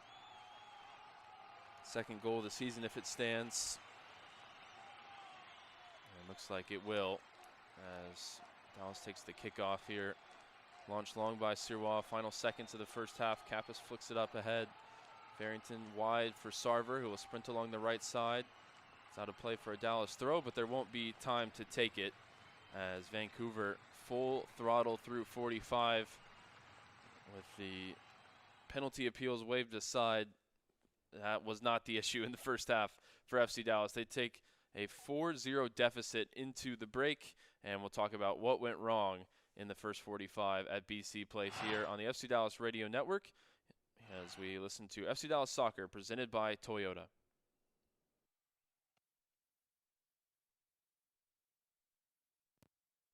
You push your body hard in the name of fitness. Sure, it's for a good cause. But a good cause shouldn't mean sacrificing a good time. Michelob Ultra, superior light beer. Enjoy responsibly. AB Michelob Ultra Light Beer, St. Louis, Missouri. Hey campers, it's Jan from Toyota. This summer, we're headed to Camp Toyota, and the fun starts now! We're kicking things off by kicking up mud. Jump in, campers. We're going off-roading in a 4Runner. Next, we're heading to the hot springs in a RAV4. And finally, finally, park your Tundras and Tacomas around the campfire because we're roasting marshmallows. Your summer starts here. Dealer inventory may vary. See your participating Toyota dealer for details. Event ends June 1st. Toyota, let's go places. UT Southwestern Medical Center in Dallas, Texas, where discoveries change lives. The spark of collaboration that fuels bold thinking in our labs. The spark of inspiration that motivates greatness in the next generation. And the spark of innovation that pushes the boundaries of today's care. At UT Southwestern, teamwork and talent combine to fuel discovery, education, and healing. UT Southwestern, the future of medicine sparks here. When you don't compromise on the court, you shouldn't compromise off of it either. Lose the calories, not the taste. Michelob Ultra, superior light beer. Enjoy responsibly. Anheuser-Busch Michelob Ultra Light Beer, St. Louis, Missouri. Copyright 2024. After 45-plus minutes at BC Place, what could go wrong has gone wrong for FC Dallas as they currently trail Vancouver Whitecaps 4-0 at halftime. Hello, everybody. It is the FC Dallas Halftime Show brought to you tonight by our local Toyota dealer, Toyota. Let's go places. And also brought to you this evening by AdvoCare, building champions together. No highlights in this one, as your host, Sam Hale, here. Be joined in just a moment by Ryan Figert and Steve Davis, the voices of this match. A pair of goals for Brian White, one for Emmanuel Sabe, and one from Eddie Ocampo right on the stroke of halftime. Has this one at 4-0 at the break. Dallas, just not in a good way tonight is the mildest way I can put it at the moment. Let's get you the halftime stats brought to you by UMB Bank. Possession goes the way of the Caps, 63-37. 10 shots for Vancouver, 6 of those on target. 4 shots for FCD, none listed on target so far. Jonathan Sirois, 2 saves. Yohei Takaoka, no saves. 8 fouls for the Caps, yet no yellow cards. 4 fouls for Dallas, yet somehow 3 yellow cards assigned to Ron Benjamin, Shaq Moore, and Josh Torquato. As we bring in the voices of this one, Ryan Figert and Steve Davis. Steve, I'll start here with you. 2 things kind of rang out from that first half. A lot of things did, but 2 things very bigly. One, the reason Dallas is losing this game is actually very simple. Vancouver is the much better team tonight. They fielded the better lineup. Dallas has rotated. They needed to rotate. That's not an issue. But there will be other factors at play here. I'm sure we'll discuss here in the postgame. But the easiest one-liner of this one is Vancouver is in a much, much better way tonight, and they are playing much better. They didn't win that game the other day against Houston, lost the game, and that put Houston ahead of them. I think they came in motivated, understanding that Dallas might rotate a little bit, so they played a good lineup. And against a rotated team, so what happens, Sam, is they are the better team, and if you're the inferior team, I don't mean it that way, but if you're playing against the better team, you cannot make mistakes. Mm-hmm. You make mistakes because they have better players on the field. So it's sort of a circular reference there, but twice to get beat on second actions after set pieces, that's not going to make Drew Keyshawn very happy. He's got to be a little bit more aggressive in the clearances. One time it was Ibiaga, sort of an awkward clearance from him. One time it was Farrington that just tried to stick his leg out, and maybe he could have been a little bit more aggressive. And just you have to find that last 5% when you're playing with sort of that personnel deficit. And then you also can't miss chances on the other side. Logan Farrington had a really great opportunity. There's a couple of other times when I thought Dallas generally connected against the counter press, connected that first pass, found Sarver or found Farrington up the field. It got out against the counter press okay, but then the next actions weren't quite as sharp or precise as they needed to be. So bottom line there, guys, you can't make mistakes in a game like this, and but it was always going to be a tough ask. And I think, Ryan, that actually leads me to my second point, establishing that Vancouver has been without a doubt the better team overall, and that is why Dallas is in the hole they're in. Something that has been kind of noticeable, especially when Dallas has the ball, and it's something y'all both commented on during the broadcast, the turf tonight in Vancouver, I don't know if it's basically just made out of sand, but you can see it on a lot of the passes, specifically when Dallas is trying to transition up the field. It just plays in a weird way. It often plays a little bit short. We just got to look at the Farrington chance where he knocked it off the post. And while it was still a good opportunity for him, the ball comes through on a grass pitch or even a well-maintained turf pitch, it probably slides right level or a little bit in front. Instead, Logan kind of has to reach back. That changes a couple things. He still needs to bury that, but, man, it has been a rough passing night for the men in blue and red, in part because that turf is just barely playable. Yeah, and it's been a frustration for anybody who's come in there since they installed the new surface after the World Cup.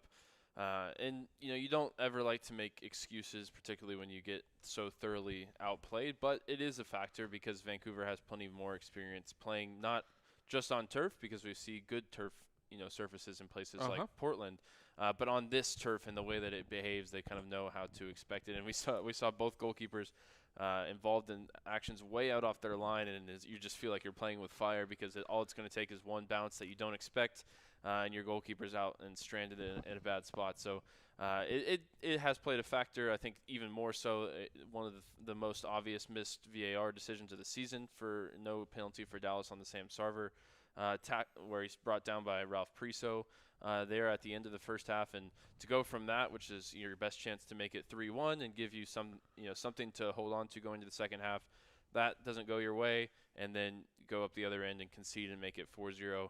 For all intents and purposes, the result is settled here, and it's going to be in the second half about playing for pride, keeping goal difference manageable, because that could matter when the season sort of winds down towards those playoff positions at the end. And who can, show improvement in the second half, who can show what they're made of and earn some more trust from Eric Quill for games in the future. Sam, Ryan and I were talking a little bit off the air. We wondered if maybe, actually Ryan astutely wondered if maybe they were looking to see if Sam Sarver was offside on that, because maybe that's an interesting point. I hadn't considered that. Yeah, and if he was offside, then of course that wouldn't nullify the penalty kick, which is sort of, as Ryan has said, sort of inexplicable that they wouldn't call it. So maybe that's what the deal was. And going back, by the way, it was tough to see Logan Farrington miss that really good opportunity, but especially tough because I think he needed to have a good game tonight, and I think he's been okay otherwise.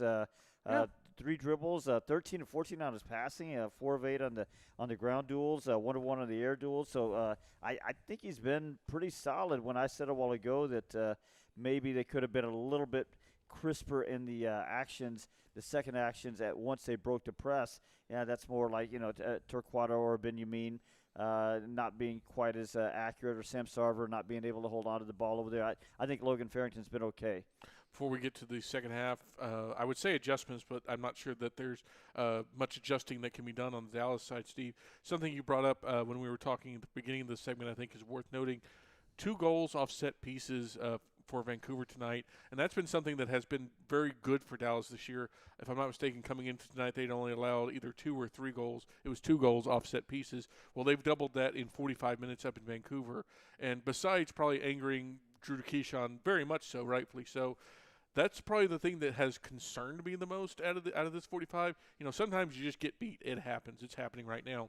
But when something that you've been very good at all year is suddenly not very good, that's something that raises a little bit of an alarm bell. It does, except that, again, there's, 1, 2, 3 starters out there, 4 starters maybe that out of the first 11. So I think 4, 5 if you're counting the keeper, maybe. Yeah, so it doesn't concern me quite as much. Yes, if this were their best 11 out there and they were getting beat on the set pieces, it'd be a little bit of a different story, I guess. That's fair. So as we look at the second half here, Ryan, I'm not going to try to snow anyone and say, oh, here's how Dallas gets 5 goals in the second half. In fact, I think if anything, you don't really change much, because sometimes teams just kind of have to wear a result.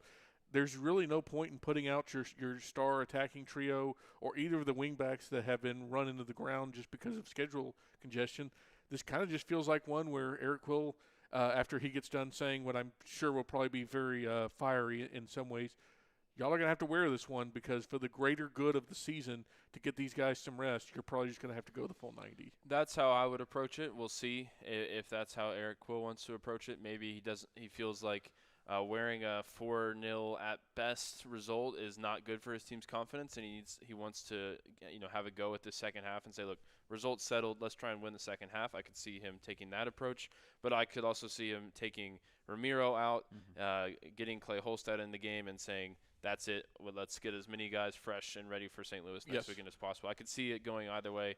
I would probably go with the latter. Yeah, Shaq Moore's played a lot of minutes as well. Nolan Norris I know he had the game off a couple of games back, but he's played a lot of minutes. So, yes, there are guys out there that have logged a lot of miles, and maybe he could get them off the field. Shaq Moore in particular would be one I'd be curious about because he is on a yellow card, and you're going to have 8 days off, so there's going to be plenty of rest coming up before the St. Louis game. Then you've got another week after that before the Kansas City game. You really don't want Shaq to miss out on what is now seemingly a gettable game against St. Louis, picking up a second yellow card and was a lost cause like this one at the very least. So it'll be curious to see what Eric Quill does in that regard. Probably not much else will be curious in the second half as FC Dallas trails 4-0 at BC Place against the Whitecaps, who now that Houston has fallen tonight, they are well on their way to reclaiming first place in the West. We will take a break, and when we come back, Ryan and Steve will get you ready for the second half. It's FC Dallas Soccer here on the FC Dallas Radio Network, presented by Toyota. UT Southwestern Medical Center in Dallas, Texas, where discoveries change lives. The spark of collaboration that fuels bold thinking in our labs. The spark of inspiration that motivates greatness in the next generation. And the spark of innovation that pushes the boundaries of today's care. At UT Southwestern, teamwork and talent combine to fuel discovery, education, and healing. UT Southwestern, the future of medicine sparks here. It's a moment when I show up, God, I'm saying wow. Welcome to the world of WinStar, the casino of FC Dallas, where 10,000 electronic games, plus roulette, craps, and blackjack is just the beginning. Get lost in our 2-story luxury spa, rest in one of our vast hotel towers, and catch the biggest names in music and comedy at the spectacular Lucas Oil Live, all just 1 hour north of DFW. So come live in the wow at the world of WinStar. God, I'm saying wow. The treatments are over, the infusions are done. Now you can get back to all the kid fun. We'll miss you lots, but you'll be happy to know chemo is over, so it's time to go. At Children's Health, we're making groundbreaking advancements in cancer treatments every day to bring more healing and more hope to families. Innovative treatments filled with hope. That's incredible together. Learn more at childrens.com. Hey campers, it's Jan from Toyota. This summer, we're headed to Camp Toyota, and the fun starts now! We're kicking things off by kicking up mud. Jump in, campers. We're going off-roading in a 4Runner. Next, we're heading to the hot springs in a RAV4. And finally, park your Tundras and Tacomas around the campfire because we're roasting marshmallows. Your summer starts here. Dealer inventory may vary. See your participating Toyota dealer for details. Event ends June 1st. Toyota, let's go places.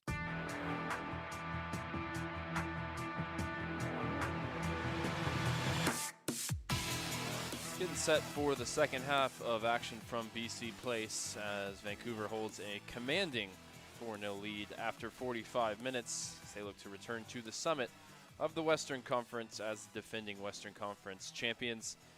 This one looks a little bit out of the reach of Dallas tonight, but we'll see what they come out with in the second half. Maybe some fight after a feisty team talk from Eric Quill. Steve, it's a rotated lineup, but it hasn't been a recognizable first half performance for Dallas, at least in the ways that we expect them to be gritty, not give up many things in the back half. And there was just moments of uncharacteristic, lax defending, didn't defend set pieces well in the first half. A lot went wrong for the Hoops in the first 45. Yep. So I guess it's really weird because I guess I thought there were some good moments for FC Dallas, and it's just that the good moments didn't really produce anything, whereas the bad moments, a good team like Vancouver is going to punish you for that. A little mistake by Nolan Norris turns into a goal. A mistake by Sirois turns into a goal. Mistakes off of set pieces turn into goals, whereas the other side, Vancouver makes a couple of mistakes too, and one is a referee decision, but the other is Logan Farrington. Otherwise, the score line at least looks a little different. It's a light show at halftime at BC Place. It's a strobe effect in the stadium, the fans with their flashlights out on the phone as well, adding to the ambiance as both teams have made their way back out onto the field for the second half. And Steve, before we get going here, as we wait for that whistle to get things back underway, curious if you think there's anything to this, because it feels like in some ways the game they played earlier on after the World Cup against San Diego, where you're playing a team that plays in a very similar way, high possession, high counter-pressing, and maybe that's just this Dallas team's kryptonite. Is that the case, or are those just two of the best teams in the Western Conference, even though, of course, San Diego hasn't shown their best level this season? No, I think you're onto something there. In fact, I was thinking the exact same thing. Teams that possess and high press really do give Dallas a problem. Then again, I think the thing, Ryan, is that you have to be good in order to possess and high press. So a little bit of a chicken and egg thing as we look at a couple of changes for FC Dallas, and maybe this guy can get him going, or at least keep the edge up on Brian White on the Golden Boot race. Well, we wondered whether Eric Quill would leave it to his group tonight to finish out this one or turn to the starters who started on the bench, and he's gone with the latter. Petar Musa, Santi Moreno, Bernard Kamungo, Joaquin Valiente, all out there to start this second half, and we'll see if that's it. That's 4 changes of the potential 5 available. As we restart play, 4-0 Vancouver. And Bernard Kamungo is setting up on the right side here to start. Josh Torquato looks like he stayed in the game on the left. So here are the changes. Coming off, Farrington, Benjamin, Sarver, Norris. Coming on, Musa, Moreno, Valiente, and Kamungo.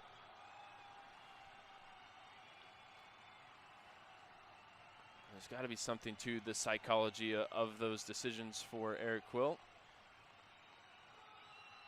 Steve, your thoughts on going back to the heavy hitters to play out the second half despite the scoreline? I mean, it is only 45 minutes, so it's not like you're absolutely killing them, and it is inside. And playing a game as hot as they've been training in Texas, playing a game inside 72 degrees must feel like a walk in the park for some of these guys now. Ramiro at the halfway line finds Kappas, who plays it out wide to this near side for Kamungo, playing right wing back here by the looks of things. His pass into midfield is played out towards this near side. Muller tangling with Abubakar, and the Caps have a throw. Muller takes it into the middle for White, who's looking for a hat trick in the second half.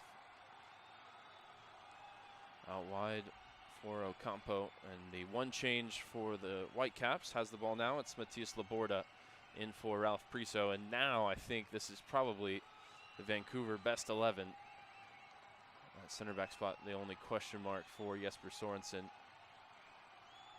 And really, actually, maybe their best 11 includes Renko Veselinovic, who's now missing significant time for a second straight season as a center back for this squad. Ball in behind along the near side. Sabi looking for it. Ibiaga had the angle, and he lifts it out towards this near side. Kamungo wins it back. Referee plays advantage on a handball. Kamungo sprinting along the right side. 2 to his left. Entering into the 18 now from the wide position. Cutting onto his left foot. Shot blocked by Laborda. And the Caps will look to work it clear from the top of their own box. And Kubas wins a free kick. And some more just sort of slapstick refereeing there on that last play as the linesman tried to raise the flag to stop the play for the handball as the referee waved advantage, and it was all maybe 3 or 5 seconds too late anyway. Dallas nearly took advantage. Kamungo playing to the whistle there as it's lifted forward towards Brian White. Ibiaga holding him off there, playing it out wide for Torquato. Back for Shackmore, who's the left center back now of the 3 with Norris going off. This clearance blocked out for a Dallas throw. Is it as simple as saying, go out there and win the half and show me you can compete with the best team in the Western Conference? Yeah, maybe a little bit of that, and maybe a little bit of Eric Quill just sort of making a statement that there is a standard on the team. There's Sabi playing it forward from just outside the 18, well intercepted by Abubakar. And now Valiente will sprint forward up to the halfway line with Kamungo up alongside him. Valiente in the right center channel. Leaves it off for Kamungo. Loose ball breaks back to the Uruguayan. Moved into the midfield for Ramiro. Ramiro lifts it up towards Musa, headed away by Labordas. Going to be controlled by Kappas. Camped out here in the Vancouver half. Valiente scooped ball up towards Musa, headed away by Blackman. Kamungo onto the loose ball at the top of the box until Larraz sends it clear. Good opening couple of minutes for Dallas. Yeah, Kamungo changes. Excuse me, Kamungo in particular, I think looks lively. Ball spins out of play for a Dallas throw along this near sideline. halfway into the Vancouver end. And the win probability shown on our screen still giving draw and Dallas both 0.1% chance, despite the 4-0 first half result. But if you're counting, stranger things, I suppose. That's 99.8 for the home side. As Muller turns and drops it back to Laborda, who will make his way up to the halfway line. He's the right center back for Vancouver in this second half. Kubas through the lines to find Muller, and Abubakar, nice tackle, wins it back. Moreno lifting it out to this right side. Kamungo will run at the back line here. He's got reinforcements coming to his left. Kamungo, little shake and bake on the top of the box, finds Musa just outside the D into Valiente. Valiente lifts it out to the left side for Torquato. His cross in towards Kamungo, volleyed away by Tate Johnson. It's going to be picked up in the middle of the Vancouver half by Shaq Moore. I mean, it does look like a different game right now, doesn't it? Well, the motivations are certainly something to watch for both teams as Ryan Gauld brings it past the halfway line, switches the play across to Sabi, and now sprints forward on the overlap. Here's Gauld inside the area, fires the left-footed shot just wide of the back post. It'll be a goal kick. Some hard running there for the Scot. I think it's motivations, Ryan, but and you're right, it is, but it's also just there's a lot more talent on the field all of a sudden for Dallas.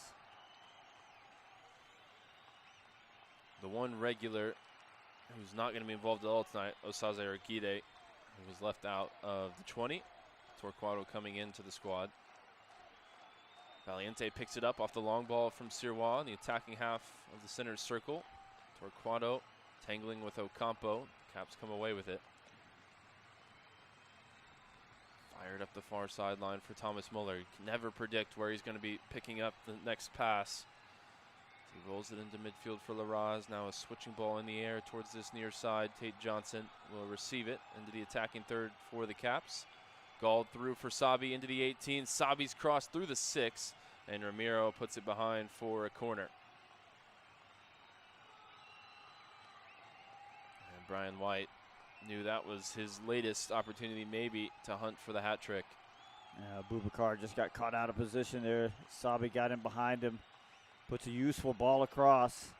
Brian White just couldn't quite catch up with it at the back post. Corner kick from the far flag for Vancouver.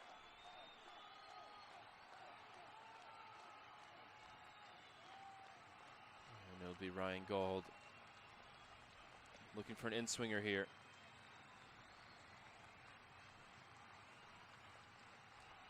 Whipped in, 5 Vancouver players in the area. It's headed up in the air, and then Ramiro nods it out of the 18. Ocampo works it wide, back out to the taker Gauld. Byline for Ali Larraz with Ramiro defending. He puts it behind for a corner again. You know, Ryan, I suppose some of this 4 substitutions at the half, some of that could have been planned. Try to give these guys what amounts to a good training session, 45-minute run out. Well, we saw the impact that 45 minutes of Musa, Moreno, and Valiente could provide in the first half against RSL when Dallas scored 3 times.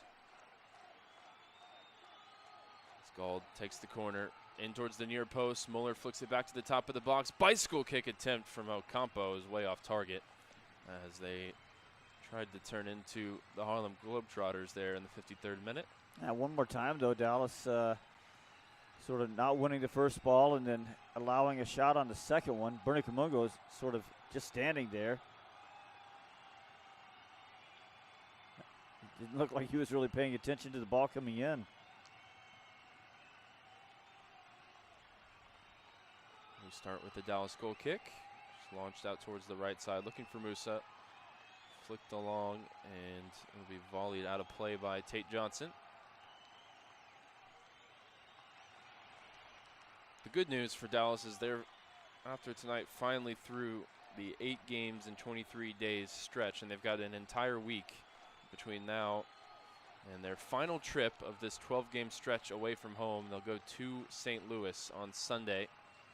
St. Louis, who are resurgent, and that looks like it'll be a potential playoff matchup down the stretch, or at least 2 playoff teams facing off there. As Gauld plays it forward into the Dallas half, out towards this near side with Muller. Sabi makes the run in behind. The pass to the byline just over hit for Emmanuel Sabi. Not a pass you see Thomas Muller miss very often. Sirois going quickly. Lifting it into midfield. Valiente finding Ramiro. You also wonder how long Vancouver will keep their big guns on the field. They had a midweek game just like Dallas did. Thomas Muller only played half of that one. Kamungo turning and sprinting away from Tate Johnson along the near sideline. He's up against 3 defenders as he approaches the byline. And Blackman eventually is the one to win it back for the Caps. Switching ball easily intercepted by Torquato. Stabbed in field for Santi Moreno in the left center channel. Now into the 18. Lifts it into the middle. Appeals for a handball. Referee says the arm was tucked inside. It wasn't, but okay. Just reporting the facts accurately here on the FC Dallas Radio Network. Shake of the head for Eric Quill. And a wry smile for some of the Dallas substitutes still warming up. The first half providing a potential penalty that was not given, and potential is doing a lot of work for the referee there. And we'll see maybe a replay to determine if that one is equally frustrating. As Vancouver into the Dallas half now. Muller from the right side whips it into Brian White at the top of the box. He was trying to set it up for Larraz, and it's volleyed away by Ibiaga. Ibiaga, who scored a couple of seasons ago here in Vancouver at BC Place in a 1-1 draw.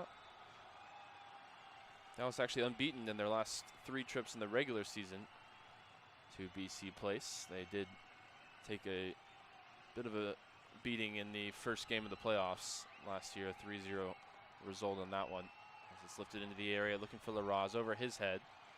And Sabi at full sprint will keep it in play on the byline here and roll it back to the top of the box for Kubas. Kubas chipped ball into the area. Sirois comes and claims on top of the 6. And Sirois struggling now.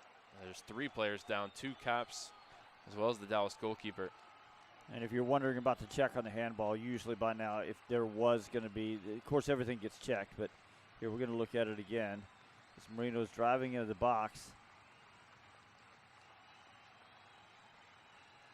It's Andres Kubas. He's got his arm, he's got his chicken wing up a little bit. It is sort of drawn into his body a little bit more than I thought, but the angle that we had there, Ryan, it didn't really show, sort of how far out it might have been, and they are holding the ball for a second. Well, it's dropped at the foot of Sirois, who's good to continue. No penalty on that occasion. I will say that that one, in my eyes, Ryan, wasn't as obvious as the Priso tackle a while ago on Sarver. Yeah, it was enough to at least be a makeup call opportunity. Sure. Valiente from outside the circle in his own half will swing it along the ground to Shaq Moore, who brings it into the Vancouver end, now playing on the Dallas left. Working with Santi Moreno. Plays it back to Shaq Moore. Is going to head diagonal ball in the air out towards the near side, looking for Kamungo. Johnson wins the header. Nods it upfield for Sabi.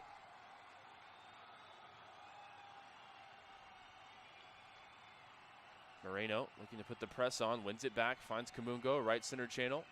Up against 2, finds Valiente. Valiente looked like he was going to line it up, now sets it wide for Torquato. 4 in the area. Torquato's cross in towards Moreno, headed up in the air by Blackman. Bouncing ball at the top of the box. Musa pokes it wide for Abubakar. And Abubakar dispossessed there by Kubas.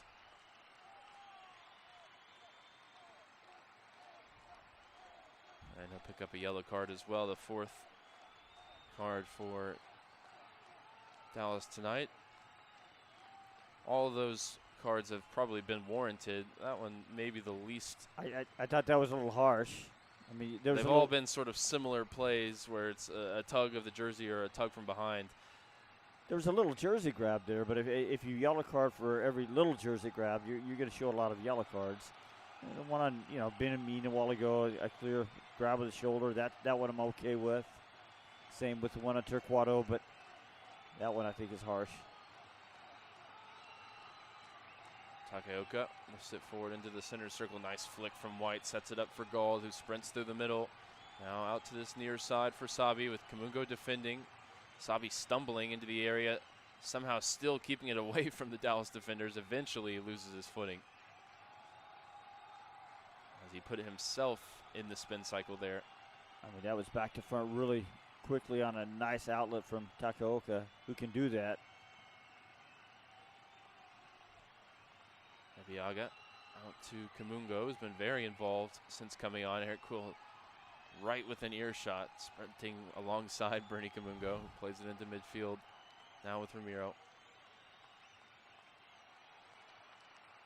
Kappas scoops ball forward, finds Moreno, looked for the ball in behind to Valiente, but there's Tristan Blackman sliding to cut out the pass.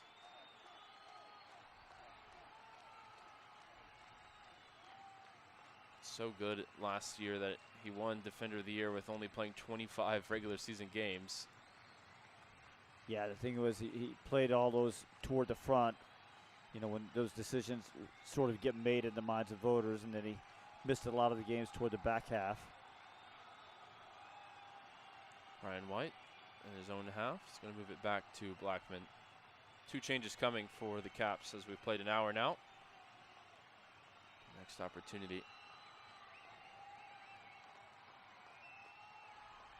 Into the Dallas half with Ryan Gauld. Out wide for Ocampo. First time pass forward. Looks for Larraz. Back heel back to Gauld. Now return to Larraz into the area. Low cross is blocked by Ebiaga. And it'll be behind for a corner.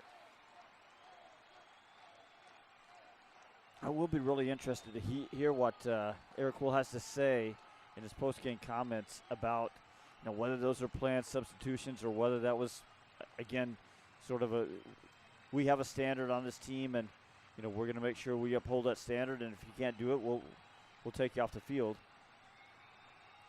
Kind of a tough spot to put a guy like Sarver or Benjamin in.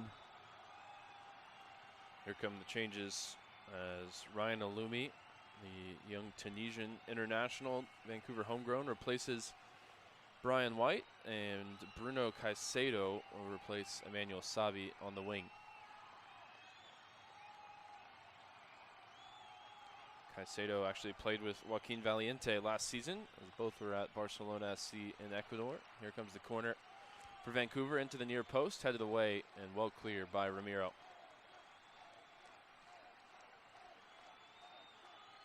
It's out for a Vancouver throw on the far sideline as they'll use the opportunity to get everybody back into their spot in the formation. So Alumi was a guy that had to sort of hold down that striker spot, one of the options at least, while Brian White was injured. A little different player, a little bit more threat to run it behind. He made the late decision to switch to represent Tunisia. Oh, here's a bad pass. Finds Musa from Vancouver. And Musa trying to sprint through the right center channels, dispossessed from behind as he was just a little bit slow to get up through the gears there.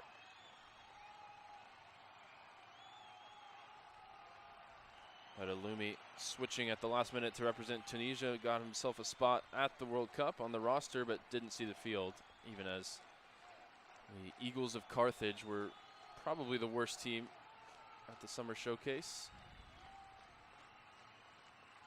All the way back to Sirois. We'll launch it long here in the 63rd. No scoring in the second half so far. Kubas just plucked the ball out of the sky with a nice back heel touch. Gets Vancouver going up the near sideline. Bruno sets it back to Muller. Muller through the lines, finds Gauld. Gauld from a tough angle, chips it in, and it's going to be caught by Sirois. He's trying to be a little cheeky there, almost pulled it off. Rolled ahead to Josh Torquato, 19-year-old, who's making his 3rd consecutive first-team appearance, all at BC Place, either side of just about 10 months, going back to October of last year. Muller wins it back, quickly back out to this near side. Bruno Caicedo cutting in field at the top of the box. Into the middle, Larraz through the lines. Gauld sets it back to Muller. Left-footed ball scooped in towards Alumi. Shoving the back there by Ryan Alumi, spotted by the referee. It'll be a free kick for Dallas. It's just such a clarity of action of what Vancouver does as soon as they get the ball, especially when it lands at the feet of a guy like Thomas Muller. He knows the pass he wants to make. The guys know the runs around him to make, and then all it is make sure you have the technical quality to pull them off. Talk about technical quality. That touch from Kubas a couple minutes ago. Skill check. Ball ends up out of play. Vancouver take the throw in, moving it back into their own half. Dallas holding on to one potential further change at some point. As it's lifted in behind along this near side. Kamungo sprinting back. He'll be 1v1 with Bruno Caicedo, who gets to his right foot and fires a low shot right at Jonathan Sirois. And that's exactly what I'm talking about. Again, it's one pass to establish possession, and then they want to get. They do a really good job of getting whoever's out there playing on the left isolated, 1v1, and getting it there early before help can arrive. Giveaway there from Kappas, looking for Ramiro. Now it's Muller from the top of the D over to the right side for Ryan Gauld. Cuts back onto his left foot. Tried to set it back for Muller. Ramiro got in the way, but then got caught on the ball. And Larraz wins it back just outside the area. Smuggles it wide to Ocampo, who will move it back briefly. And now it's with Muller once again. 35 yards out to this left side. A little bit overhit. Caicedo manages to keep it in play. Kamungo able to make the tackle, but then accidentally concedes the corner instead. It's one of those nights, Ryan. This is how bad things get going sometimes when you try to prevent the ball from going out of bounds for a throw-in and accidentally backheel it out for a corner kick. Of which Vancouver have already scored 2 times tonight. Gauld will come and take it. Positive signs for Ryan Gauld individually. He's dealt with so many injuries. He's now getting more and more minutes under his belt. His return to the team.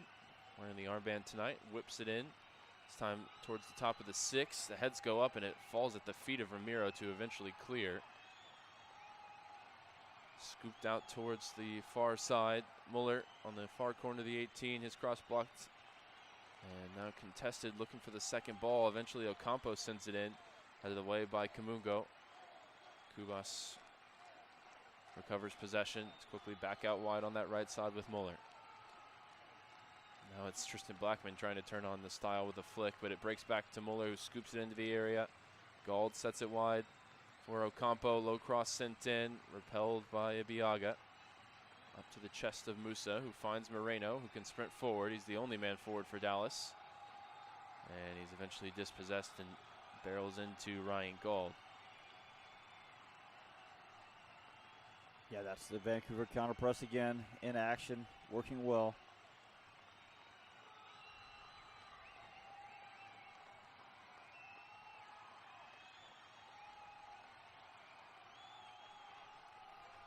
Vancouver reached 3 finals in 2025, the CONCACAF Champions Cup final,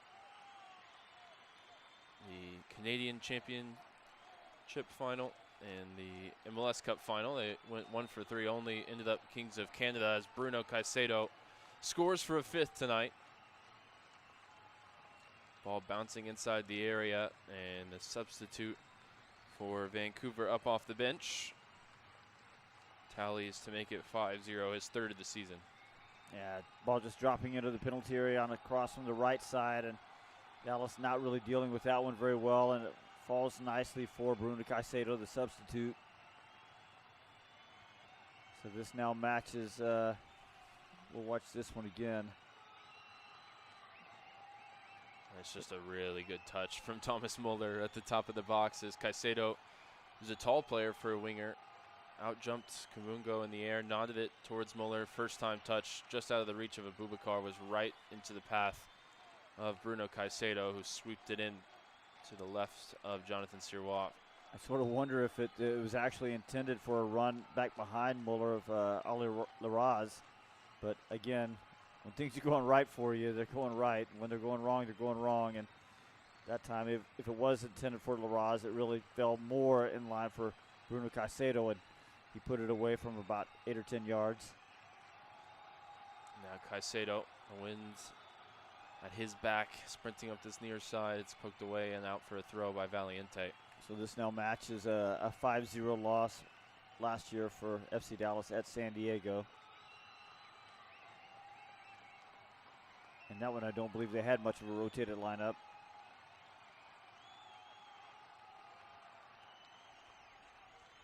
And that was a different time, but it feels pretty similar to tonight. I remember on the night we also felt pretty aggrieved by a couple of decisions that really didn't go our way, in addition to just being thoroughly outplayed on the night. Possession with Vancouver here with 20 plus stoppage time to go. Tristan Blackman fires it through the lines ahead to Muller. Kamungo wins it off his foot. Ramiro quickly ahead to Musa. Right center channel, slips it over to Kamungo. Kamungo draws the attention of two defenders and goes down. One of the free kick that referee did not give. So I talked a minute ago about the clarity of actions and quick decisions that Vancouver makes. And Bernie Kamungo, sometimes you get the idea that he needs to make his decisions just a little bit quicker, and I think that was one of them. Valiente quickly up ahead to Moreno, finds Kamungo, and again he's dispossessed. You just don't see, especially at 5-0 up, a team getting guys just sprinting back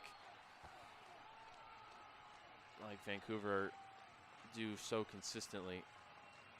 Clearly, you can prepare for it, watch the video all you want, but that's been too much for Dallas to handle tonight as it's lifted up towards Alumi. Alumi from the top of the D rolls it out to this near side. Caicedo into the area onto his favored right foot.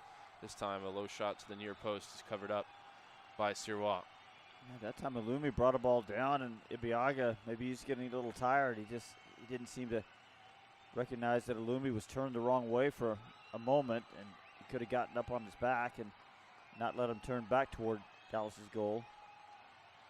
Moreno, nice work to avoid a tackle just outside the center circle. Finds Valiente, who will sprint through the middle. Out towards the Dallas left for Petar Musa. Valiente sprinting up to the front line to join. It's in towards Valiente, and it rolls through the 6-yard box perilously, but ultimately behind for a goal kick. Yeah, it was Musa out on the left side, and I don't think it was really an attempted dummy by Valiente. I think he was trying to get to the ball, but it sort of worked out that way. And then you saw Takaoka for a minute just really worried about, is that one going to crawl into the back post? Next change for Vancouver on the way as Ryan Gauld is replaced by Czech Sibali. Senegalese winger up off the bench. And it's 71 minutes in the tank for Ryan Gauld tonight.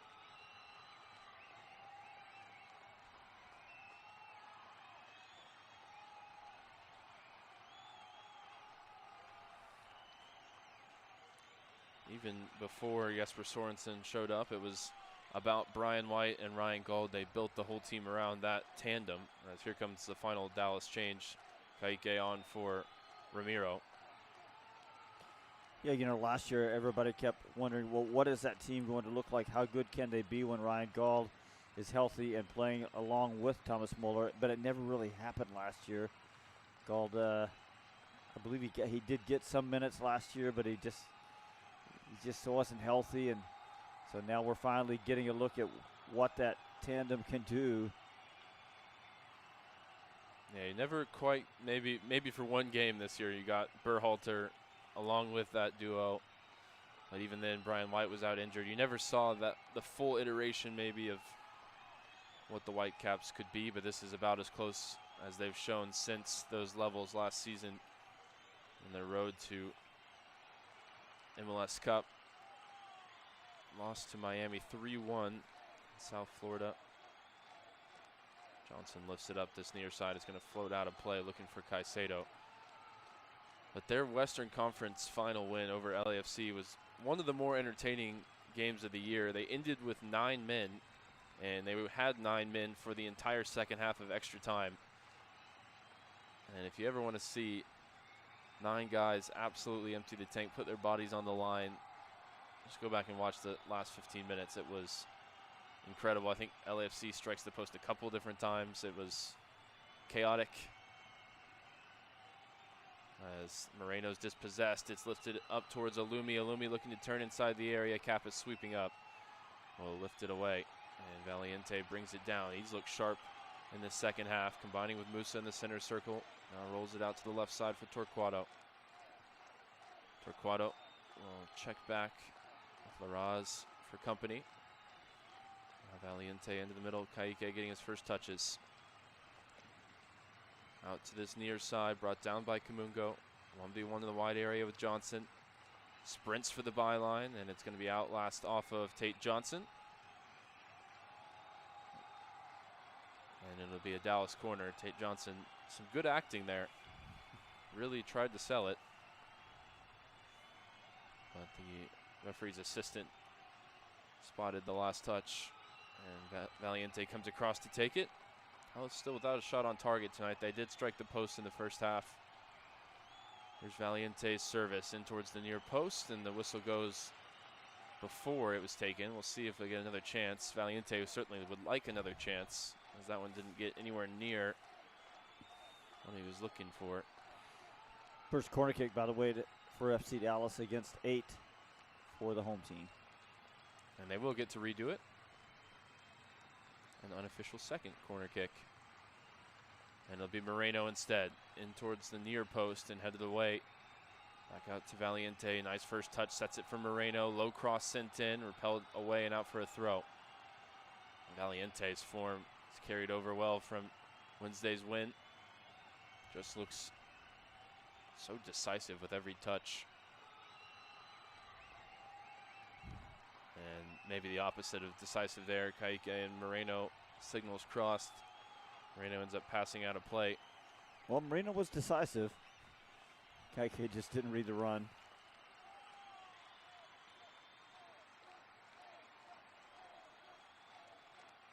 Throwing deep in Vancouver territory along the near side.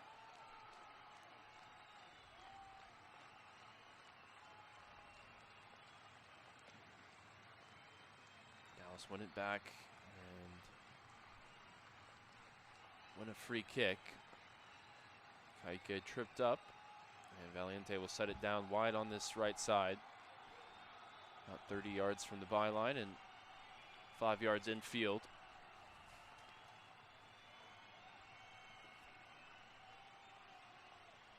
Center backs come forward, try and grab something for the road here. Moreno bends it in, looking for Musa, headed away by Ocampo. And Caicedo will sprint through the middle of the field. Torquato tried to bring him down, but had to be careful, already on a yellow card. Sliding tackle from behind from Kaike, wins it back. Nice tackle. It wasn't easy as it was from behind, but he got it right. Valiente and Musa working along this right side. Musa nutmegs Alumi and lifts it ahead to Kamungo. Kamungo at the top of the 18, looking to get to his left foot, now looking for support. Out to Torquato, touch to the byline, low cross sent in and cleared away by Laborda. Kept in play by Thomas Muller, but the flag was up. I think it was on the original ball into Kamungo, maybe. Just delayed flag. Yeah, based on where they set it, it looks like that may be the case.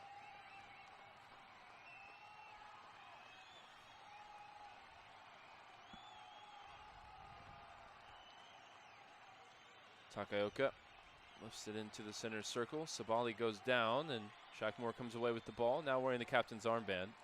Tried to turn and play forward, and he's dispossessed, and now it's lifted in behind for the run of Alumi. Ibiaga gives him a little shove, enough to send him to ground, but not enough for a free kick. Vancouver keeps hold of it. Muller into the area for Sabali. Kaike able to dispossess the Senegalese winger. And it's worked ahead to Valiente. Moreno now shy of the center circle in the Dallas half. Up to Musa at the halfway line. Musa into Moreno, now switching the ball out to Valiente on the left side. Early service looking for Musa, who stopped his run. And it'll go through to Takaoka. Well, if Musa looking at that early service into him, if he could get goal number 17 tonight on the season, it'd be something for Dallas. Torquato jumps the passing lane, wins it back, but can't find Moreno. And now Vancouver work it ahead up this near sideline. Caicedo into Larraz, a lot of time and space for him as he plays it across for Sabali. Sabali to the overlapping Ocampo. Ocampo fires it just wide of the back post. As he's looking for a career day, already a goal and an assist tonight. Yeah, a couple of players are a little slow to get back. Shaq Moore not happy with it. He's giving a couple of guys an earful. Dallas got caught defending with 5.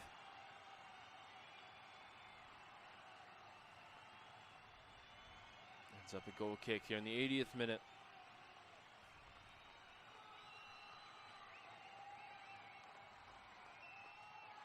After Sunday's game in St. Louis, we'll have 12 games remaining in the season. 8 of those 12 will be Toyota Stadium, as there'll finally be an opportunity to come and check out the new East Side stand and support the team in person. Thank you for sticking with us throughout this odyssey of road games. 12 straight away from Toyota Stadium in total after Sunday. It'll be exciting to get fans back in the building. Dallas trying to press here, and Ebiaga hops the passing lane high up the field, goes sliding in.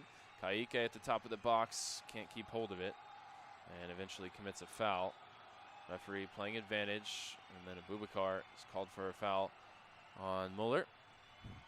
Abubakar was going to take a yellow card, take a foul. He was not letting Thomas Muller turn as Ibeaga had pushed up the field, and he knew Abubakar knew his defense behind him was going to be a little exposed.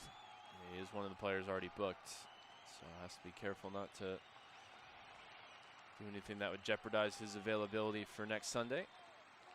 Kaike's pass to the front line is off the mark. All the way through to Takaoka.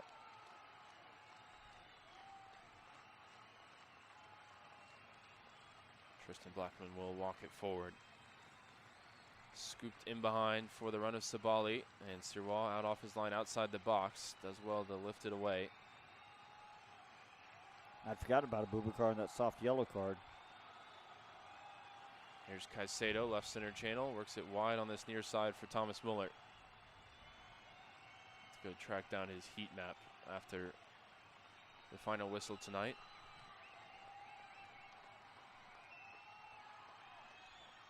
As he has been all over the field, both flanks, through the middle, both half spaces.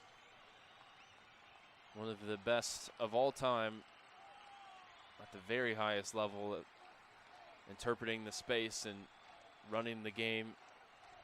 That's why he's never really had a firm position. He's always been a sort of guy you can put in any spot and he'll impact the game, whether it's with Germany or Bayern Munich.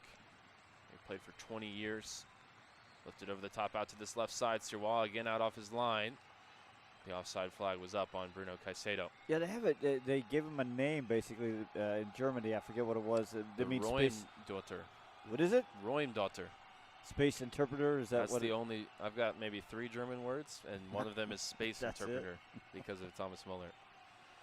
Sam Adekugbe on for Tate Johnson at left back for the final 8+ stoppage time. He's another player back from a long-term injury, missed the World Cup with Canada because of an Achilles tear. Kaike from the center circle trying to play through the middle. Bounces back Dallas's way. Kappas out wide to this near side for Kamungo. Way back in the day, Alon Suter had a really particularly good game. I'll get back to it for you. Valiente through the lines in the left center channel for Moreno, dispossessed by Laborda. And now Sabali will drive from right to left. Options both ways here as he bears down on the back line. And behind to Bruno Caicedo, sliding block from Abubakar. And it'll be a corner. Abubakar is now cramping. I noticed a minute ago he was looking a little tired. As well, I asked Alon Suter about it after the game, and he said, well, I have a good eye. I know where to find the space. So I guess he was a space, a what? A Roimdotter. Yeah, cool. He was one of those two. Corner kick from the near side for Vancouver. And now it's Ali Larraz to take with Gold off the field.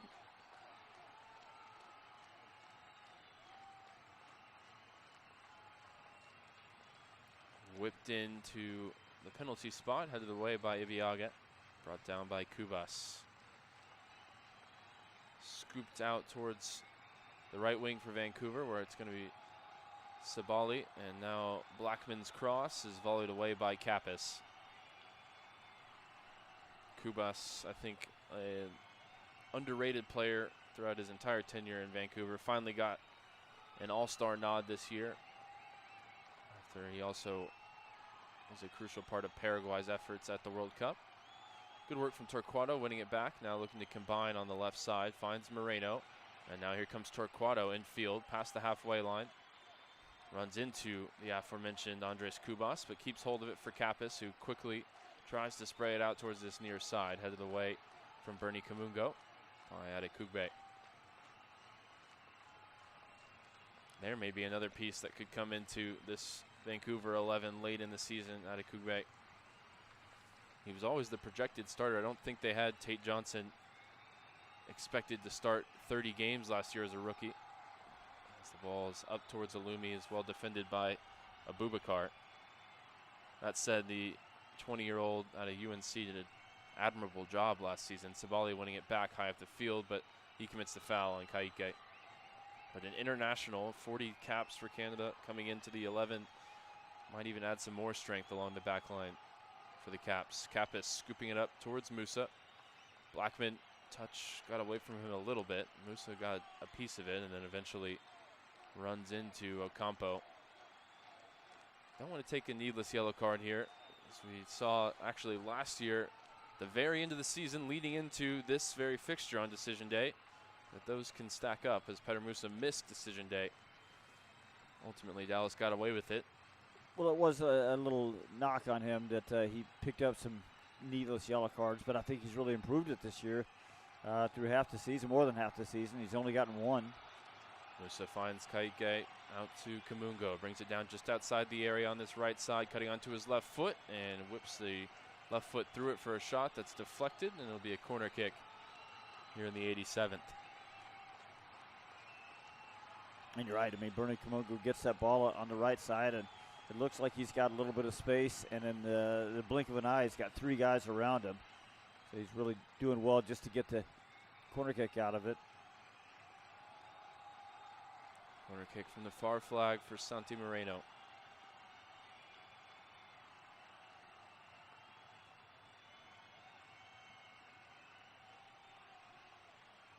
Five forward for Dallas as he whips it in towards the back post, and it's a scramble inside the 6. Kaike now from 12 yards out goes down, and he's still down as Vancouver tries to smuggle it clear. Torquato moves it over to Valiente, left center channel into the area, looking for Ibiaga, bounces back out to Wako, who turns past one defender, then runs into the second. And Kaike is still down inside the area. That is a real concern as the referee stops the play to come and check on him. Looks like he sort of got his foot caught in the turf as he went for a ball in a scramble. He looks like he's in some real pain. An interesting ball from Moreno. Yeah, Moreno nearly scored with the corner. Nearly had the Olympico. I just wonder, because usually if a player is even anywhere below seriously hurt, they'll at least try and still play when the ball is in and around them while they're on the ground, and Kaike had just totally stopped playing. And he's now being attended to by the training staff. And this would be a big blow in a game that's been long since decided. As they're checking on the right knee for the pit bull.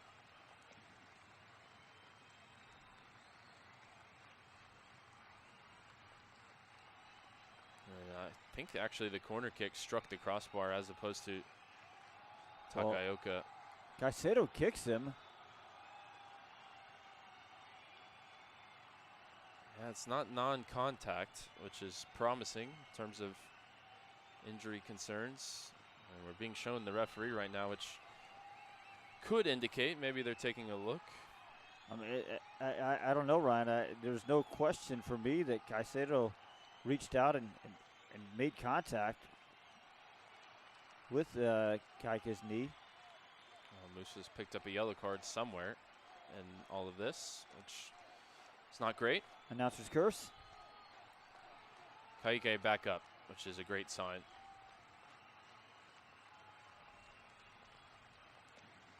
There's no question, but have you considered that we might be playing in the twilight zone tonight, and our eyes are not functioning correctly? At least they're not working the same way as the crew in Arlington. As the final seconds of the 90 tick down into what will hopefully be a mercifully low amount of stoppage time. Have they just sent them over to take a look at this, which it means it's probably going to the spot? Well, they have the referee Malik Badawi finally coming across to inspect the monitor tonight. I mean, Kaike is moving across to his left, and Badawi's not. I'm sorry, that's the referee.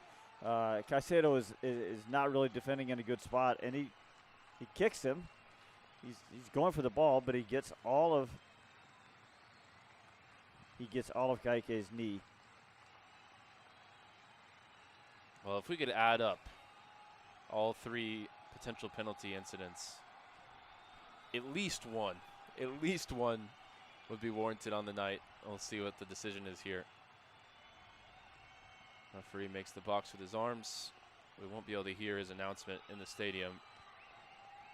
But this will be a chance. Oh, nope, no penalty kick.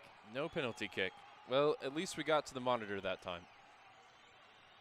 Yeah, to me, Ryan, that's worse. I mean, this is the booth telling him you've made a clear and obvious error.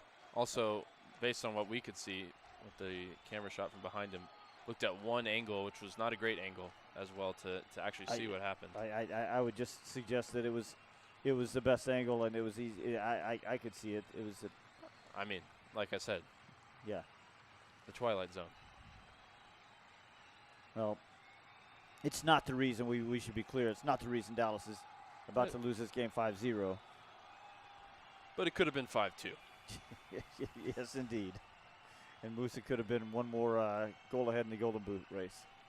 Assuming Musa would have taken that one and would have made it. Into 5 minutes of second half stoppage time. Kaike waiting off the field. So I think we've decided that in Vancouver, Dallas can either do something really special. Just lifted over the top, and Abubakar wins a header. As they did late last year, or just really bad things happen, and they just aren't even competitive. Lifted out to this right side. Dallas playing with 10 as Valiente brings it into the attacking half. Fired into the feet of Moreno, fighting to keep hold of it. Eventually dispossessed.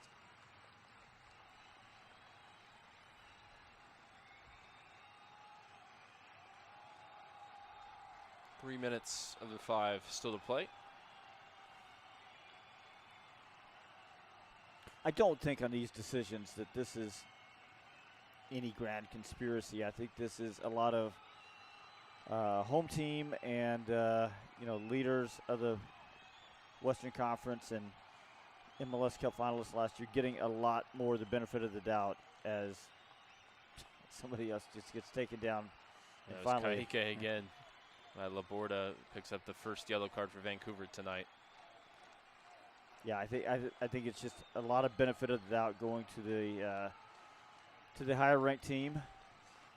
Well, this may kickstart a run for Vancouver. They still have eyes, I'm sure, on chasing down Nashville as well in the Supporters' Shield ranks. Starting with tonight, they go then to Kansas City as Kamungo goes on a nice slaloming run and now attacks the back four. Over to Musa at the top of the box. Musa onto his right foot, fires a shot saved by Takaoka. Down to his left and put behind for a corner. And Dallas has a shot on target tonight. Well, remember, they had to travel. Vancouver had to travel to Miami last year for the MLS Cup. And that was by virtue of Miami having more points. Valiente sets up the corner from the near flag. Whips it into the near post. Again, headed away easily by Alumi. Moreno, nice little sombrero flick over the head of Caicedo. Now he fires in a low cross that's gobbled up by Takaoka. But the upcoming run for Vancouver at Kansas City, home against Montreal, home against St. Louis, home against the Galaxy, home against Austin, at Montreal.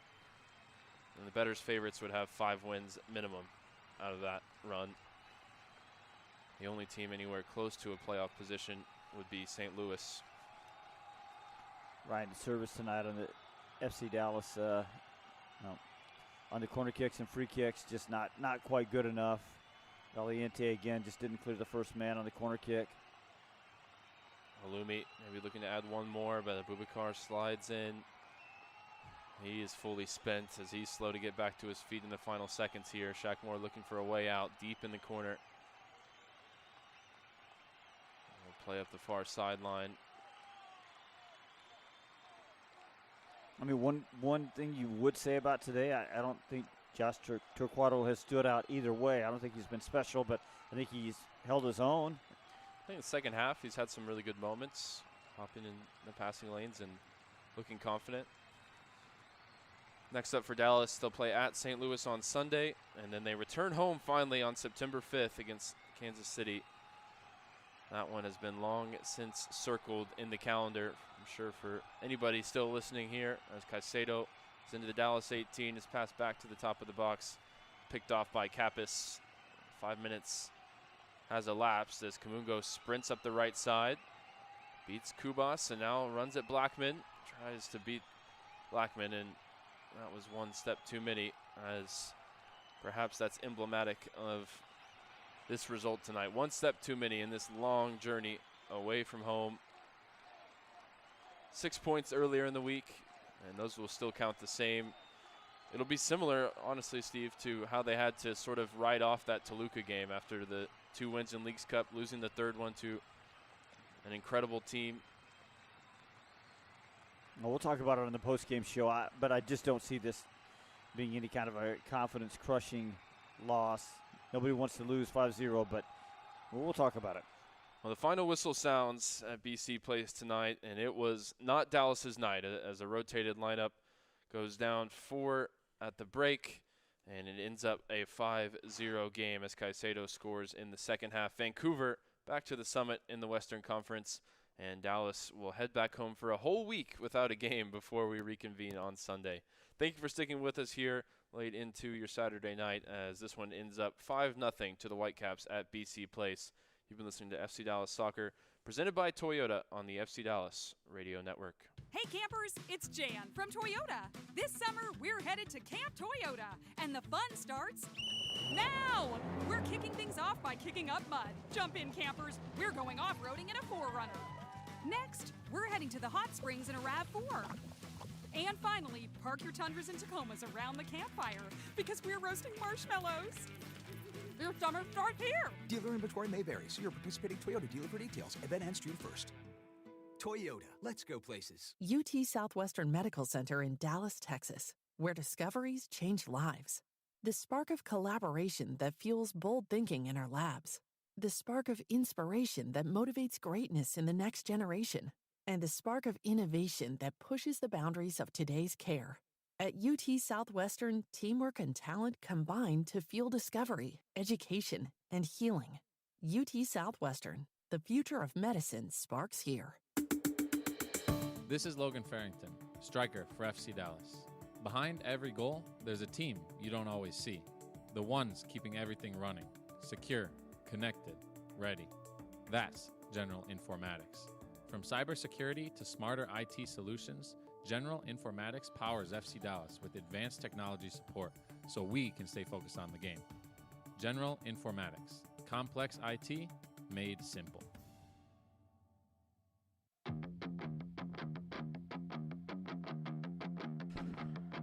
After 90-plus long minutes at BC Place, it's mercifully over in Vancouver as it finishes Whitecaps 5, FC Dallas 0 in a forgettable trip to the Pacific Northwest. Hello, everybody. It is the FC Dallas postgame show brought to you tonight by your local Toyota dealer, Toyota. Let's go places. Also brought to you this evening by UMB Bank. See how UMB can help you achieve your business goals. I'm your host, Sam Hale. Will be joined in just a moment by the voices of tonight's contest, Ryan Figert and Steve Davis.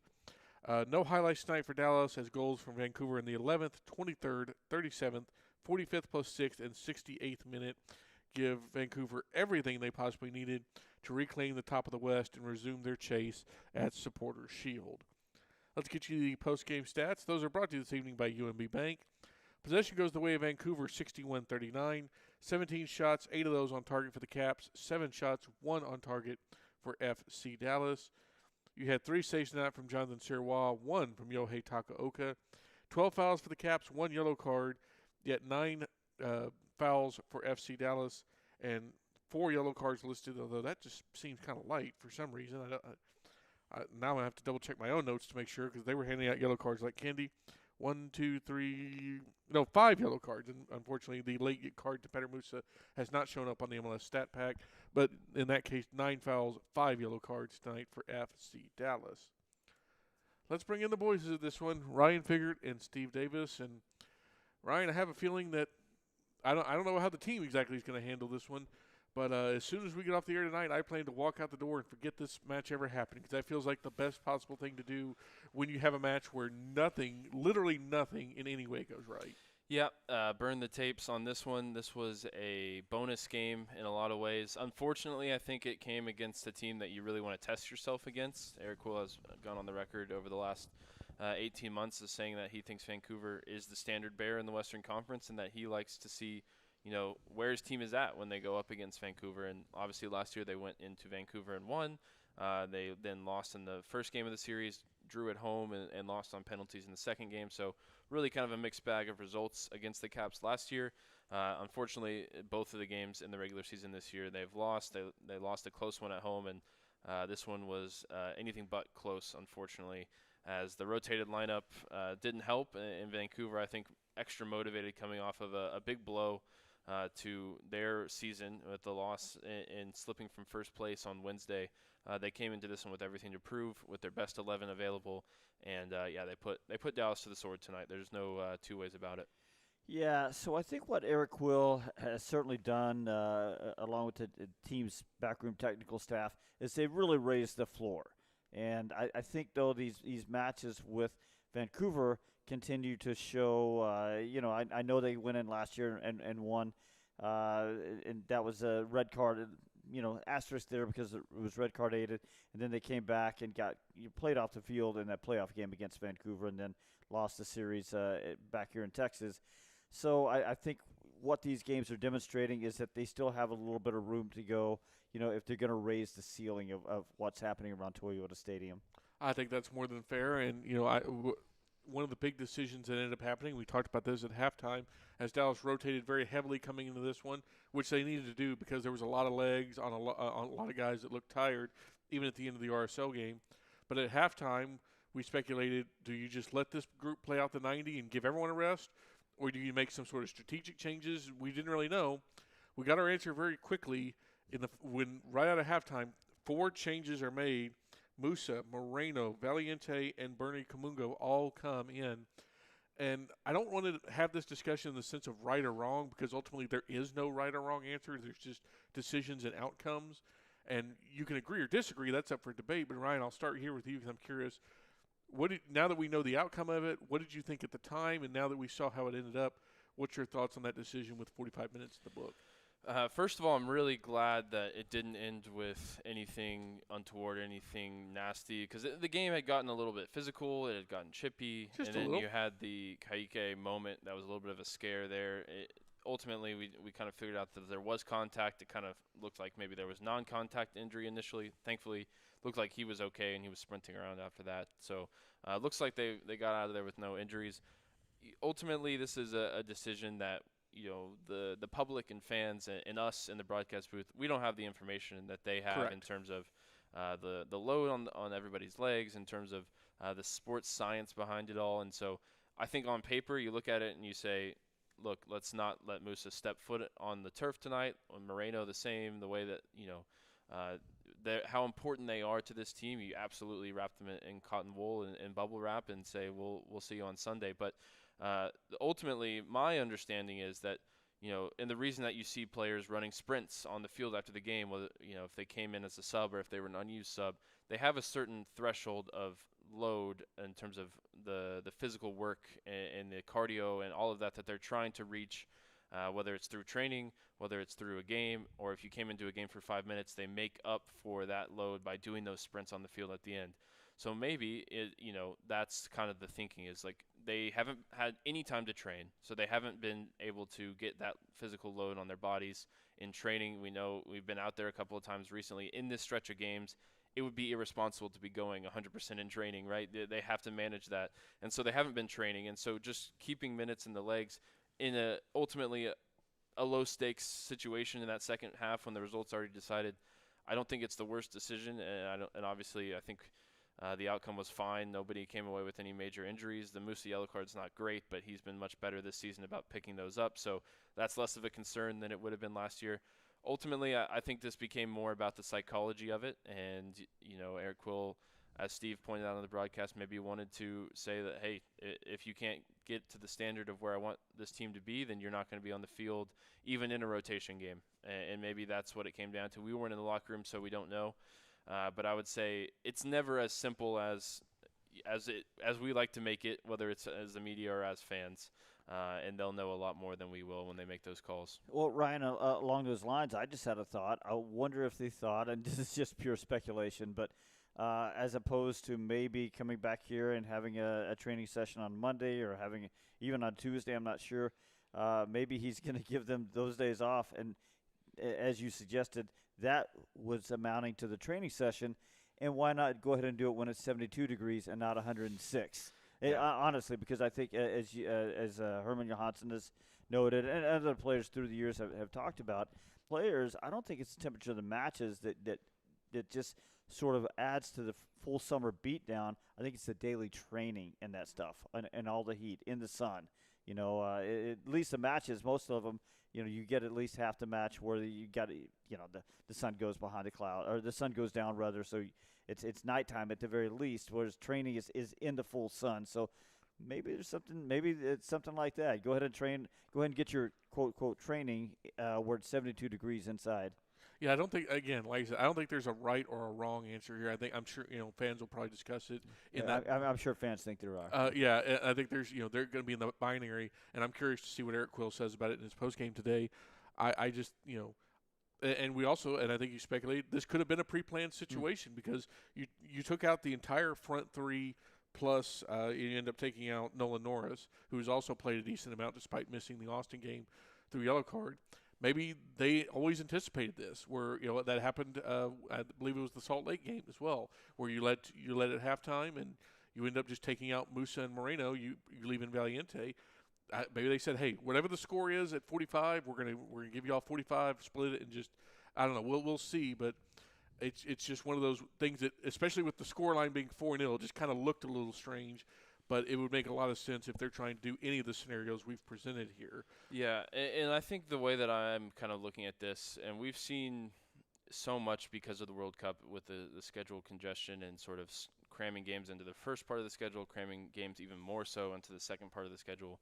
When they have these 3-game weeks, particularly when they're also dealing with the heat and the travel, Eric Quill has generally gone strong for 2 and rotated for the 3rd. And the fact that they got 6 points, an important 6 points against other Western Conference rivals in the start of the week, gave him the opportunity to sort of rotate in this game and say, you know what, if we get anything out of it, then that's a bonus, 7 points or 9 points, and we've done fantastic.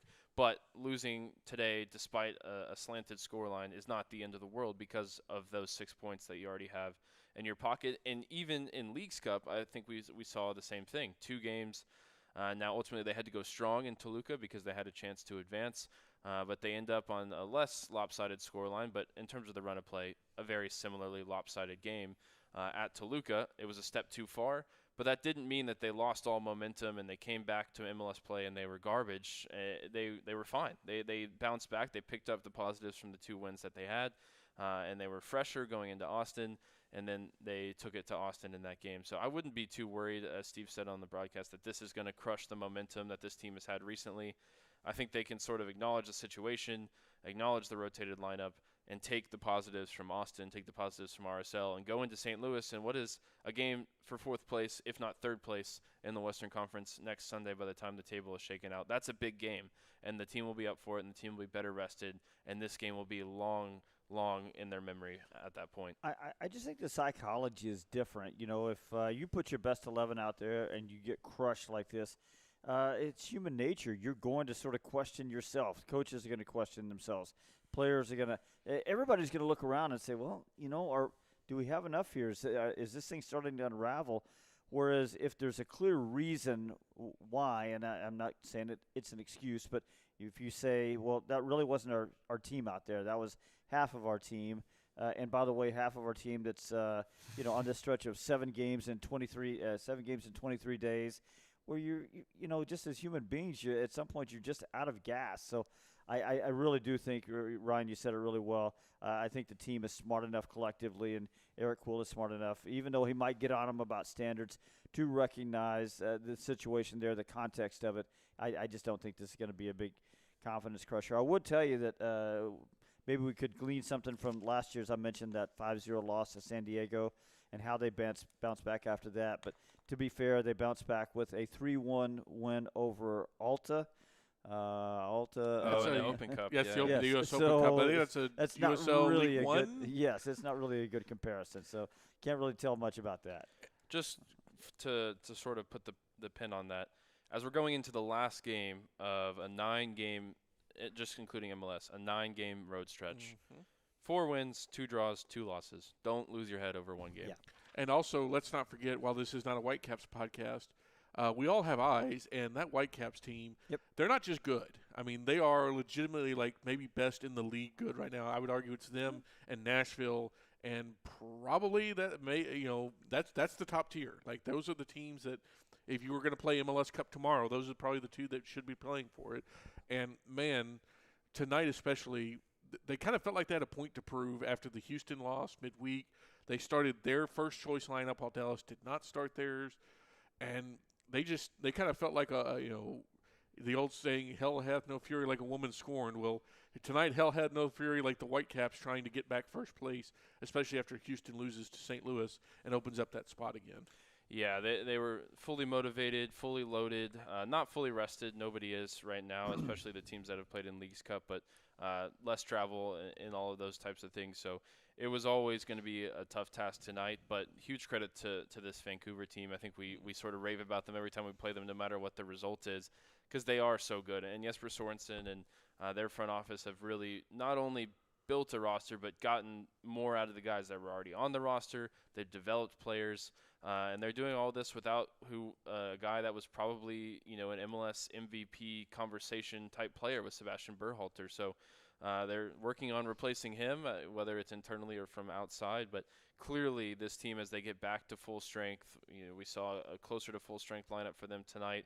Even getting guys like Sam Adekugbe back at the very end as he makes his way back from injury. I mean, they are going to be a problem, and Dallas needs to make sure to keep winning games the rest of the season so that we don't end up seeing them in the first round and have to play them over a 3-game series again, because they're going to be a problem. And huge credit to them and everything they've built. And of course, we as a crew here, I'm sure I can speak for the group in saying that we don't want to see the Caps leave Vancouver. And Absolutely. we send all the best. I am old enough to remember the Caps playing in the North American Soccer League. Yeah, and they 50-year-old club. They were good for exactly. Yeah, 74 is under crest, right? Yeah. So it's there's real history. I was about to say American soccer history. Let's say North American soccer history there. So I 100% agree. Yeah, wishing all the best to that fan base, and hopefully they can get a deal done that works for everybody, because this is one of the best teams and one of the best fan bases and such an important part of soccer culture in North America. I don't think that them leaving Vancouver would do anybody a service. So hopefully that can all get resolved, because as we can see, the city takes to the team, and when the team is playing great, it's just it's something that I think as a league we should be safeguarding and not potentially losing. So just wanted to throw that in there as well, just in terms of sending our solidarity to Vancouver in that way. Sam, can I hijack your show for a second and ask you guys a question? Yes, because I'm running out of things quickly to talk about, so please, by all means. Well, here's one. Do we feel a little differently about Dallas's depth? Because, in addition to all the other things we've said about Vancouver tonight, they've had a lot of injuries, and they just keep rolling. Whereas Dallas tonight, I mean, do we look at it now as they played guys a little bit further down the roster and feel a little bit different about the quality of the depth on the team? I think it's interesting because when you say the word depth in a soccer context, what part of the roster do you think of? Do you think of 12 through 15? Yep, Do you think of 15 point. through 21? Because I think when Eric Kuhl says depth, he's talking about 12 through maybe 16, because that's the amount of players that he has used in important scenarios this year. He doesn't stray too far outside of that inner circle. If you lose his trust and you go out of that inner circle, it's going to be tough to get back into it. And so I think that's what he means when he says depth. I think when I think of depth, I think of a little bit further than that, maybe up towards the 20th guy on the roster. The Torquatos and Abubakars. Can you get reliable minutes out of them? Now, Lawless gave you a great performance in Austin. You know, maybe he's not going to be as consistent, and that's what keeps him out of the rotation. Josh is obviously a teenager and a young player that they're still trying to bring along.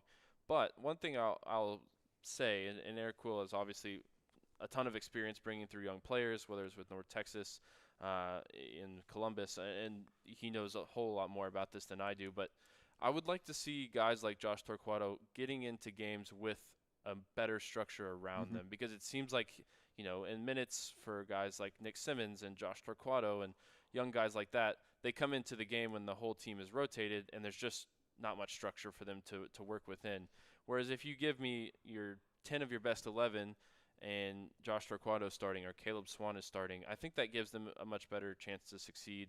So maybe if you talk about how to use the depth, I think that would be one small thing I think could improve the roster usage, because Vancouver is showing you, as previous Dallas teams have showed you, as Philadelphia is showing you, the best way to build depth is to get your academy players minutes, get the guys that you truly believe are prospects time on the field to grow and learn, because they're the ones that are ultimately going to undergird your roster. I think Philadelphia is the best example right now. Not only do they have your high-end flashy talents like Kevin Sullivan, they have a Quinn Sullivan who's now a high-level player, his brother. They have a Nathan Harriel who's just a steady MLS player that came through their academy. These types of guys that you need to build your roster. Otherwise, you're going to be taking stabs in the dark at guys that are unproven and you don't know much about to try and fill in those last roster spots. And then you probably don't have as much trust in them as somebody who's come up playing in your system, has done preseasons with you, things like that. So I think that would be the one way that I could see the depth expanding beyond 15 or 16, because right now that seems about where Eric Kuhl is comfortable going. I think everything Ryan just said is 100% accurate and is very smart, which is not surprising because he's an accurate and very smart soccer mind. In thinking about your question, Steve, my short answer is no, it doesn't change much, but it's because of the way I'm considering it, and I'm looking at Vancouver and how they've built their squad. Not only have they built up some of that young talent, y'all talked about Tate Johnson, who got forced into a role pretty much right out as a rookie. He played 30 games on a team and went to MLS Cup. That's fantastic. But they've really kind of helped build that team around top-end depth. They went and got Thomas Muller. Now, there's only one Thomas Muller. I'm not saying FC Dallas needs to go get that guy.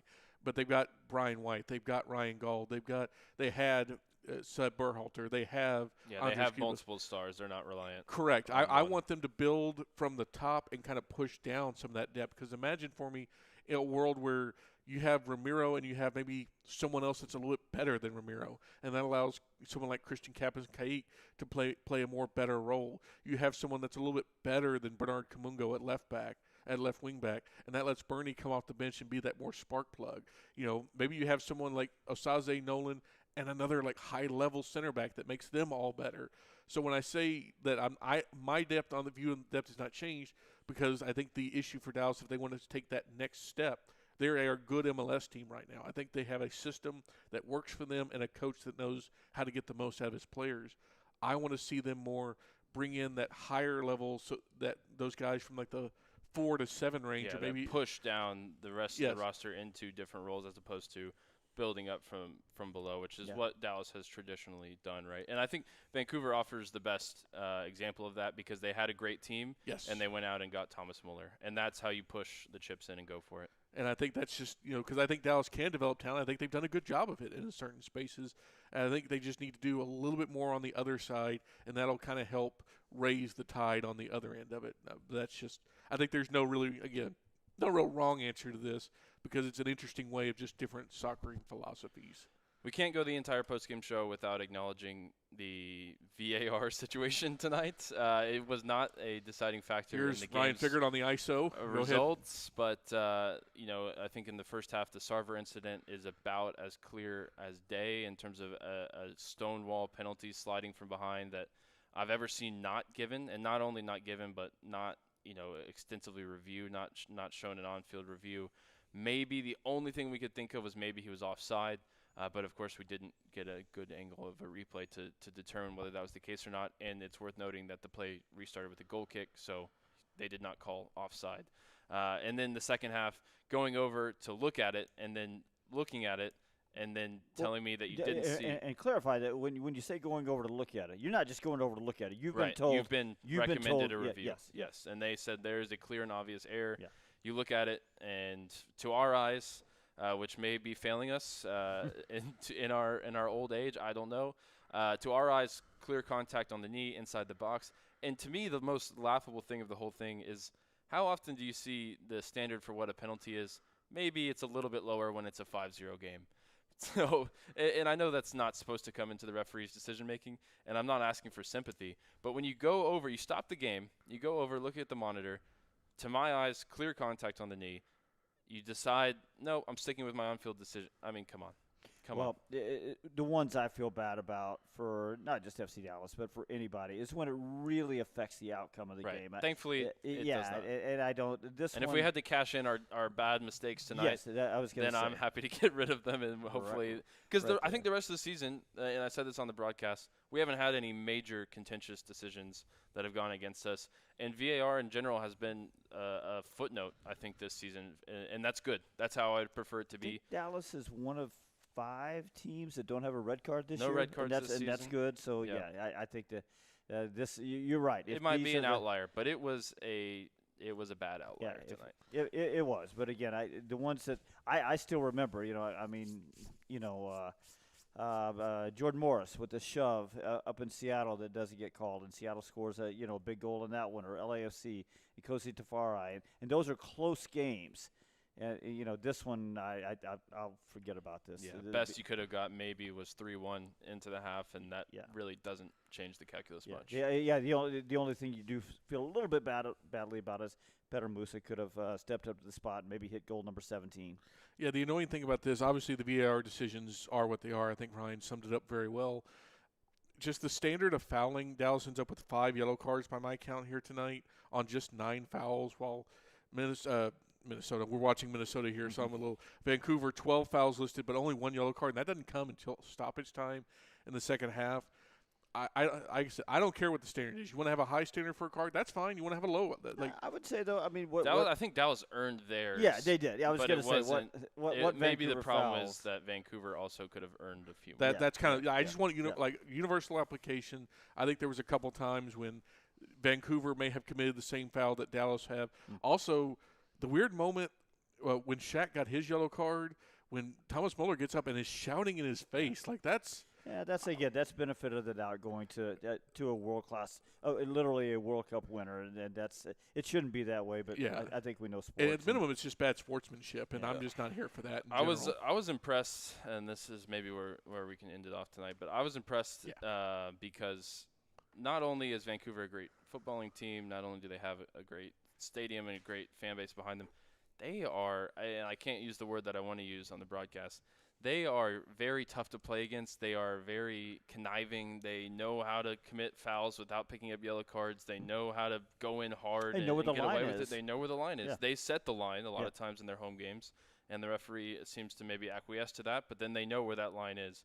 And I think that is also a hallmark of a good team. Yeah, high soccer you IQ. think of the best teams in the world, and we can shout out the defending champions, Arsenal. They're a physical team. They're probably horrible to play against. And that doesn't mean that they are any less of a great footballing side. So I think that's what Vancouver is in MLS. Yeah, I think I'd rather be stuck in a cage with a lion than play Vancouver most times, because that's basically what it's like. Although if I could say one thing, let's get them some better turf, guys. That was not very good turf tonight. They deserve the fans and the team deserve a lot better than what they got, and we saw what natural grass could do at the World Cup. But I think that's enough ruminating on a 5-0 loss. That brings to an end a stretch of 7 games in 23 days for Dallas. the Road Odyssey is not over yet, but hallelujah, they get a full week plus. The end is in sight. Yes, we're almost there. We almost made it to September 5th. But it's going to be another edition of Sunday Night Soccer for FC Dallas twice in 2 weeks. That's pretty cool. And this time they head to the Gateway City. It'll be St. Louis SC, who beat Houston 2-1 tonight, and that knocks Houston down just a little bit to second in the Western Conference. Of course, big news today for St. Louis City as their star midfielder Ed Leuven is moving to San Jose in a trade. There's a bunch of GAM going back. You can find the details. Tom Bogert, I'm sure, has confirmed them by now. But it'll be a 6 o'clock kick from Energizer Park in St. Louis. So pregame on the FC Dallas Radio Network. Next Sunday will begin at 5:30, and it'll be Steve and Owen Newkirk bringing you the call next Sunday at 6 o'clock. It'll be FC Dallas Radio Network 2.0 for a night, a little bit of a reunion. I'm sure it'll be a fun time. It couldn't be any less fun than what we saw tonight at the very least. But that's going to do it for tonight's postgame show. FC Dallas falls 5-0 to Vancouver Whitecaps at BC Place. For Ryan and for Steve, I've been Sam Hale. You've been listening to FC Dallas Soccer, presented by Toyota on the FC Dallas Radio Network. The preceding broadcast has been a presentation of the FC Dallas Radio Network. You push your body hard in the name of fitness.